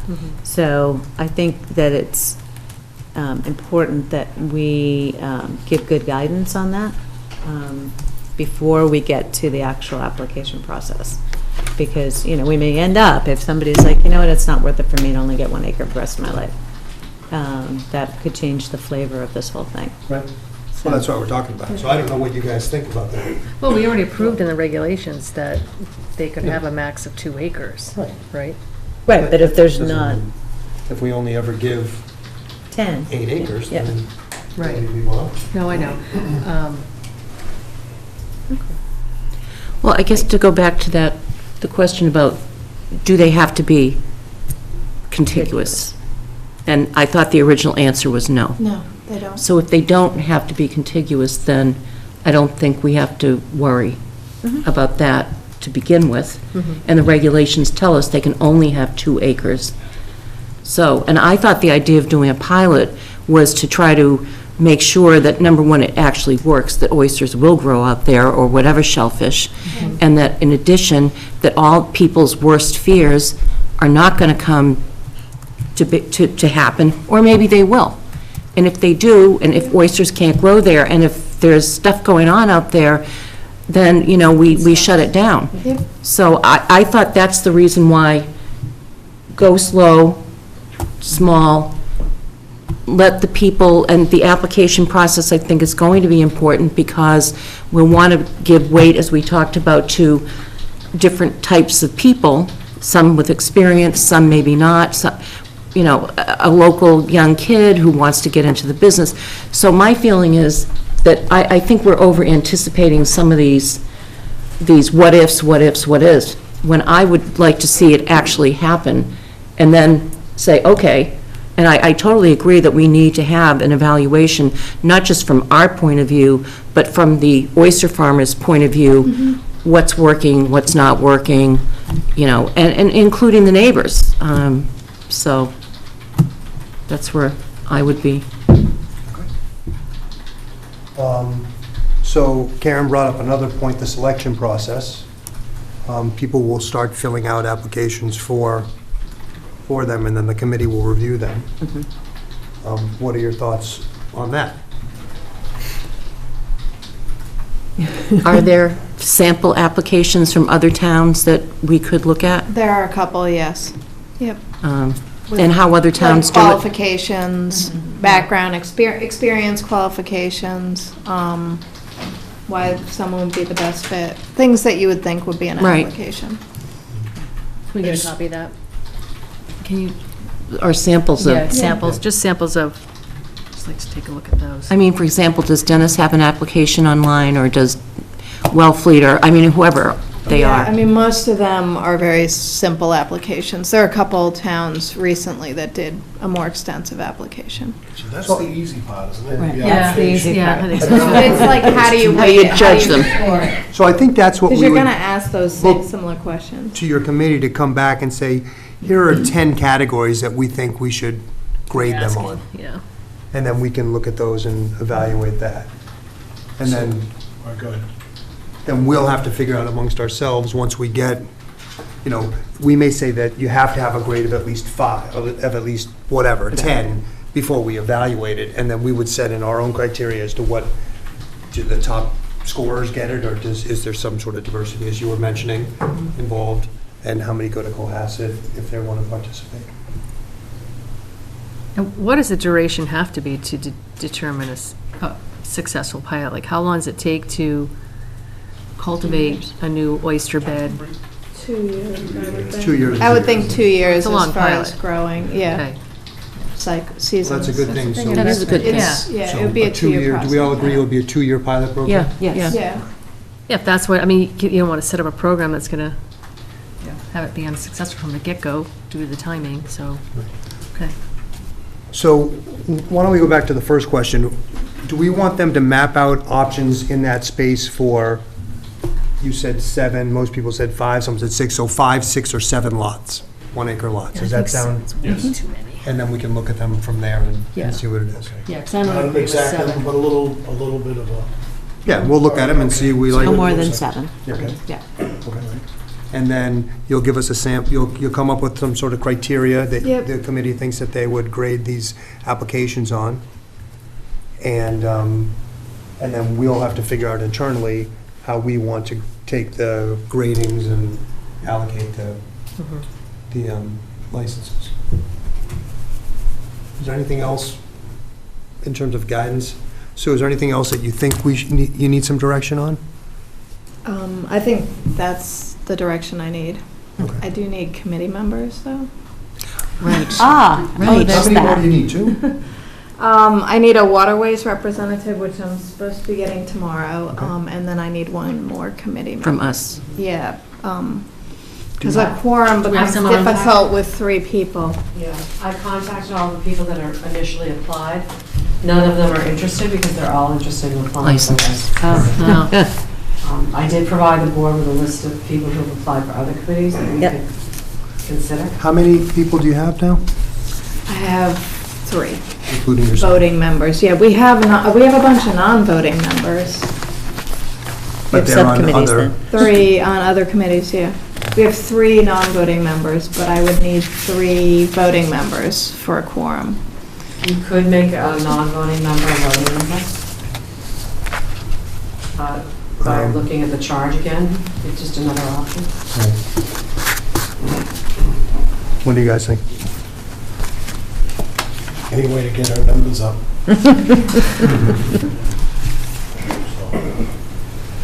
I think, yeah, I mean, I think voting members, if you're on waterways, you should, if you're the harbor the shellfish warden, I think they should be able to vote. They both vote, yeah. Yeah, I would have Well, they do not Yeah. like. But they're not part of the 3. They are the 3. I'm missing a waterways one right now. So it's me, Jeff, and Mike currently. DeMayo. Jeff Palmer. Right. Myself and Mike DeMayo are the 3 voting members, and then we need a waterways person. They meet tomorrow night, so. They meet, hopefully we would get one, and then we need One at large. an at-large. And then we have a EDC, a planning, and a rec, Did a board of selectmen. and a board of selectmen rep that don't vote. Who's the, you? Okay, so maybe we can contact this list that Lorraine gave us of people that applied for committees that didn't get them and see if any of those fit. We'd have to look at our notes, but, Yeah, I have to go back and look. Okay. all right, so we'll work on the at-large one for Okay. you. Sean will talk to him tomorrow night about the waterways, and we'll go from there. Anything else before I open it up quickly to the audience? Okay. Jamie, I saw your hand up. Yeah, that's a question. I've seen the proposed recreational use maps that Tim Davis has provided, but how do we get a more, I won't use the word truthful, but how do we get a more concrete? There's been a disconnect between what you hear just talking to normal people that use the area and then looking at that map, as far as what's used for recreation and what's used by the Sailing Club. Because that 17-acre map that we put together for you guys did take into account recreation, by opening up a lane so that people could get down to Secret Beach, east of the Rock, which is 2,000 feet from the sandbar that most people hang out on. So, just speaking to your concern was that you didn't think the area could support 14, 16 acres. But the map that we put together with 17 kind of reflected that it could, if the stakeholders were, for lack of a better word, truthful about. So obviously, yeah. So I'm hoping that your committee and the people that are on it have some idea of what's going on in that area and know that this is a mud, that boats really can't sail in this area or whatever it happens to be. Take a look at it this summer. And I think that's part of the, I'm sorry, Sean. go ahead. Yes. Have you seen any photographs? People out there in the summer? Yeah. In the And channel. overhead, satellite map, the current Google Maps satellite is actually taken during the day at low tide, and you can see where the people are hanging out. It's really just over by the Scituate. I think that's part of the pilot, too. Yeah. Is, be thoughtful about the original placement, and then next summer, Work from there, yeah. there'll be people hanging out there so we can see. That's a very good point. And we will get feedback from the area, the people in the area as well, to see what's going on. I'm sorry, I don't mean to hold it hostage. I just had one more quick point too. As far as the contiguous, non-contiguous, like in Dennis, it's non-contiguous. We have 2 farms that are separated by several farms, but we have the use of vehicles, so it's a lot easier to drive your truck over from one farm to the other. If it happens to be non-contiguous and you have one farm, in my opinion, the pilot wouldn't be clustered in one small spot, because you would want to make sure in a pilot, because a pilot is a scientific study basically, right? So you want to find out what works best and what grows best, and so things could grow much different over there in this northeast corner than they could in the southwest. So in my humble opinion, one would want to spread out a little bit. And so if you did have that spread out, and then you opened it up to farmers, and you had one farmer who had a farm all the way over in the southwest corner and one all the way over the northeast corner, it would be very difficult to do. It would be I mean, I know this, we're kind of cart before the horse, it would be my opinion that if you were gonna possibly open it up to 2 acres, that you would just leave spaces open, next, which could be done. That's a good point. So you could easily add to. So, Sue, I think that's a very good point, that we do want to test different areas of that area to see what grows better. Yes, ma'am? Jackie Fahey Sandell, resident 147R Glades Road. I'd just like to counter the assertion that it is not a truthful assessment of the recreational use. My property looks out on it. I see the recreational use. I am a motorboater. I motorboat out there. I am always at Bassings Beach every weekend. I see countless people out there. The gentleman behind me does stand-up paddleboarding out there. I see him go out in the creeks. I still am struggling to envision any way 17 acres could fit with the recreational use, and I know that's what the committee is going to be looking at, but in no way, shape, or form, when you look at the Cohasset Sailing Club program, Cohasset Yacht Club program, and the third program, whose name escapes me because it is a 3-word acronym, that use this harbor, you cannot call that untruthful. It was accurate, should have been the right word. Yeah. So I think Yeah, that. no, your point's made. I think Jamie was struggling for words there, and that was, probably exaggerated. Any other? Also, the sailing club and the yacht Just your club name. use, Greg Wallingford, 144 Landis Lane, Cohasset. The sailing club, of which I'm a member of, they don't really use that area because a good part of the day, it's not accessible because of the tides. Yeah. And the yacht club sails to the left of the sailing club, as far as I know. So, Now, are you looking to get a lot, or are you, only because you seem to be from Cohasset and know the area well? Yeah, I would. We're partners. Oh, okay. Oh, I didn't know that. Okay.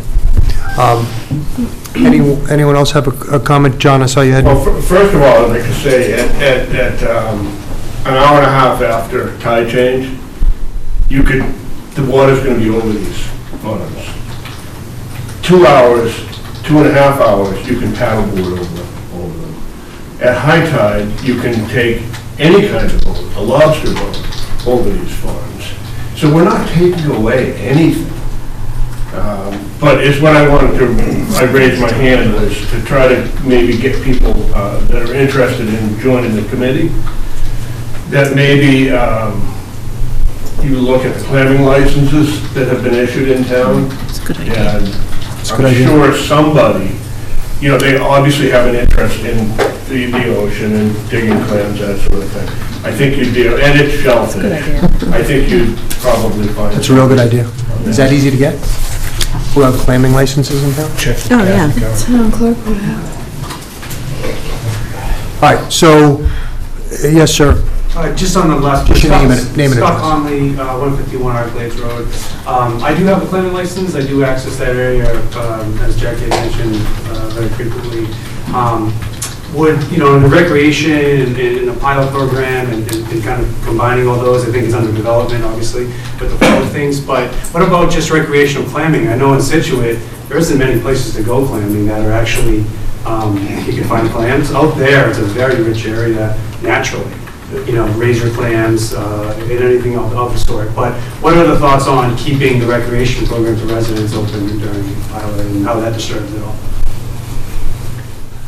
If I understand what you said, you mean make that just a recreational clamming area? Well, 2 things. One is there's a couple of things talking about the flow of the pilot with the recreation and marrying those two or seeing how that works logistically. And understanding that's under development, but my question would be around the residents that have plenty of residential clamming out there in considering, that as well for the residents to clam out there with the Could I? Go ahead. Yeah. As a small child in town, too many years ago to talk about, we used to go out there and clam because people let you go through their property. This is not property that the rest of the residents in Scituate can get to without having a boat. So it used to be People would let you go through their yards, you could go out to Wood Island, you could trespass all you wanted, and no one would bother you. And now I don't think it's quite that way. And I think a lot of people in Scituate don't even know that area and know how beautiful it is, because you have to have private property there, or you have to go on a boat, so. Sean? I guess I'm guilty of that too when I was a little bit younger. But I Used to think buy what he's lobsters referring to, let's say he does have a way of getting out there. That's his point. He does have a way to get out there. Right. But don't, I haven't been out there in years and years. I don't know if there are any soft shell clams out there right now. Very few. Very few. Fine. Very few. Okay, it depends who you ask, but that's. Oh, yeah, so obviously Bob knows where to go and we don't, but we'll follow him up. Can we go through your property? But my point is, I don't think these guys want to stop you from doing that and enjoying that. I really don't. And sitting up here, I don't think, I'd want them to put their cages over, soft shell clams, coexist. You can't anyways, the Right. state won't allow it. Yeah, that's part of the State's already gone state's out there and did counts of That's what part you of- were out there. Okay, And the town thanks. has closed that area. It was open 10 or 15 years ago, it's been closed. I dig all the time. I've dug clams for 40 years in this town. And there were so many, this year is the best year that I've seen in 30 years for digging clams. No kidding. And they're out in the spit. That's where the clams are. Good thing we got advisory agriculture. Scott Conley interested in being on the... That's what I was gonna ask. I thought he was going there, but he didn't. Okay, so we're gonna just have a couple more, then we'll wrap this up, and then I'll go back to you, Sue, just to finish. I was going to say, I thought Just your I name and read address. somewhere that you can't do commercial shellfishing where there is natural recreational shellfishing licenses Which is- issued. That's what John was saying. Yeah. Is that the state is It's gonna a come in and certain say, percentage. yes, no, yes, no. It's a concentration of numbers of oysters, shellfish per square foot. that they use. Yeah. Great. Last one with you, ma'am. Yes, last one. I think it was Karen who mentioned to make sure to go back to all of the things that were tabled at the October 1st meeting and the October 29th meeting, when a lot more residents were here. In the pilot program, when you said, be sure that we go back to the list, like the no shanties, access by water, there's at least 6 or 8 that I quickly ID'd. Those are all in the minutes from October 1st and 29th, so I thought that was a good suggestion on your part, that's included in the preparation. Great. Sue, do you need anything else from us, other than a couple members? Nope. All right, this is the last comment. A couple of follow-up things from the last meeting. The rules and regulations, they were supposed to be published before this meeting. They have not been published. Anyone know anything about that? They're not on the They are website. back from town council and they're with DMF. Okay, Oh. I'll publish it. in the We can morning. publish the version that's back from town council. Okay. I can send them again Okay. No, to you, And if you don't. there was a question also about the land titles out there. Has that been finally? I'm just waiting for the Title paperwork search from, I had a title company do it, I'm waiting for the paperwork back. So we don't have any clear, I've been told it is available, but I haven't got the actual paperwork back. right, okay. As far as the usage out there, it depends on where you're looking from, but if you're looking from the creek going out to the ocean, the whole left side is used. The area right behind the breakwater, which would be the furthest on your left, that is a restricted area as far as the Mass Department of Marine Fisheries. That cannot be used in back of the breakwater because it doesn't qualify. That area is sometimes used by people partying on the weekends by that breakwater area. The lower area closer to the creek, that's used by the boaters on the weekends when they pull their boats up onto the beaches. They do the spit down here, and they party in that area and use the beach and swim and so forth. And then there has to be a navigational channel through the center of it where the deep part is to get out. As far as going over the plots, that would be prohibited because the rules and regulations from the state saying that once you grant these licenses, the people have the exclusive use to that land, sea, and the area, so nobody else can go in that. It particularly says exclusive use. And if you do go in it and you do any damage to the floats, then you're subject to triple damages. That's a state regulation. So I think there's an awful lot to look at, and I'd like to see the proposed sites where you think that this can go, because there's a number of sandbars out there that the water is only 6 feet deep at high tide. At mid tide, it's only 3 feet deep. So you're going to have obstacles going in and out, and it's really important how these things are laid out. Yep, well, that's the next step. They're going to come back to us with plans. I ISO multiple plans of each level, and we'll take a look at them from there. Okay. Thank you all for coming in. Thanks for your input, and... And staying late with us again. Next time, bring cheeseburgers. Oh, you know what we didn't, oh, I have to decide that now, if we were going to give one to Cohasset.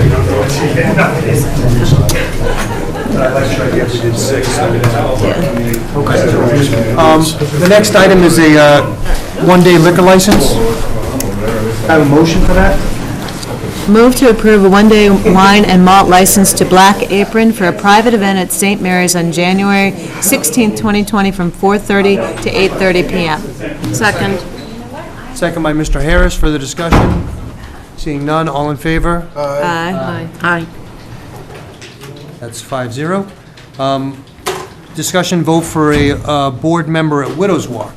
We interviewed a new member recently, and then there was the list of people who interviewed last year. I think we got a recommendation from the board. Does someone want to make a recommendation for one of these slots? I move to appoint Claudia Oliver to the Widows Walk Committee. Where's the subject to? Blah, blah. Subject to, The completion of the 30-day. here we go.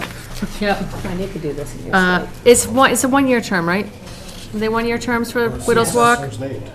For a term of 1 year until a successor is named and completion of the Conflict of Interest Law online training program is completed within 30 days. Second. Second by Ms. Conley. Further discussion? Seeing none, all in favor? Aye. Aye. It is unanimous.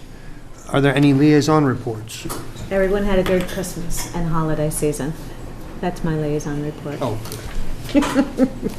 Well, this isn't a liaison report so much as it is, I had the honor of presenting the Boston Post cane pins to 3 ladies, one of whom is 101, one is 102, one is 103, about to be 104. So Mrs. Montero is at Cardigan. She's the one who's about to be, I think, 104. Mrs. Fennell lives at Central Park Housing, and a whole group of people from Shaw's came with balloons and everything because she used to go shopping there every Wednesday, and she can't shop anymore, so they missed her. So they brought a whole party to her house. wow. And then Mrs. Hasty, who lives off of Neilgate, Right. is, she's 101, and her advice for longevity was, don't go to joints. Now, what does that mean? Don't go to what? Joints. Oh. Don't go to bars. Her husband took her to a joint on their first date, and she said to him, we're never going there again, and we're never going to a joint again. And that's when we asked her, how have you lived so long? Stay out of joints, everyone. So, Oh, we're big dead. trouble. We're dead. But, so I want to thank Lorraine for bringing that program back. The ladies really appreciated it, and maybe soon there'll be a guy. Great. Any other liaison reports? How about correspondences? Couple of things. We received correspondence regarding the 2020 election town meeting schedule, which, will that be posted on the town clerk's page? It It already is. It already is, so please check that out online to make sure that you're registered and that you know when the dates are. Our annual town election is subject to, don't we have to have it approved by the legislature to move it to June 13th? The governor. The governor has to sign it, but we've applied. It's a pending application, so we don't have to vote on Memorial Day weekend, and hopefully it'll be June 13th. We also received correspondence about the Sister City Film Festival for the winter. It's the fifth annual. We'll kick off on January 23rd with The Quiet Man. These are held at St. Mary's.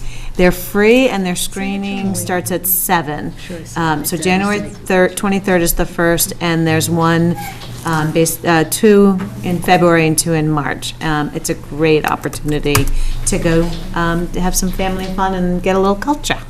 See a little John Wayne. Little John, no, it's, let's see, yes. So I just told you about the first one. And then we received a letter from MassDOT January 2nd. Pleased to inform that the legislature has approved a supplemental budget that was filed, and that the town of Scituate, is this right, John? We're receiving additional 617? No. No, it's the 56, right? Yes. Yeah, I was going to go, right. Yeah. So our supplemental increase, because the state did well, we got an increase, is $56,150. Yay. Great. Another road to fix. There you go. Spend it wisely. All right, can I have approval of meeting minutes? Move to accept the meeting minutes for the Board of Selectmen meetings held on November 19th, December 3rd, December 17th of 2019. Second. Second by Ms. Canfield. Further discussion? Seeing none, all in favor? Aye. Aye. And then move to accept and not release the executive session minutes for the Board of Selectmen meeting held on November 19th, 2019, since the matter discussed is still pending at this time. Second. Second by Ms. Conley. Further discussion? Seeing none, all in favor? Aye. Aye, it's unanimous, 5-0. Anything else from anybody? Can I have a motion to adjourn and sign documents? So moved. So moved? Oh, second? Second by Ms. Curran. Further discussion? Seeing none, all in favor? Aye. Aye. Aye. Good night, everybody.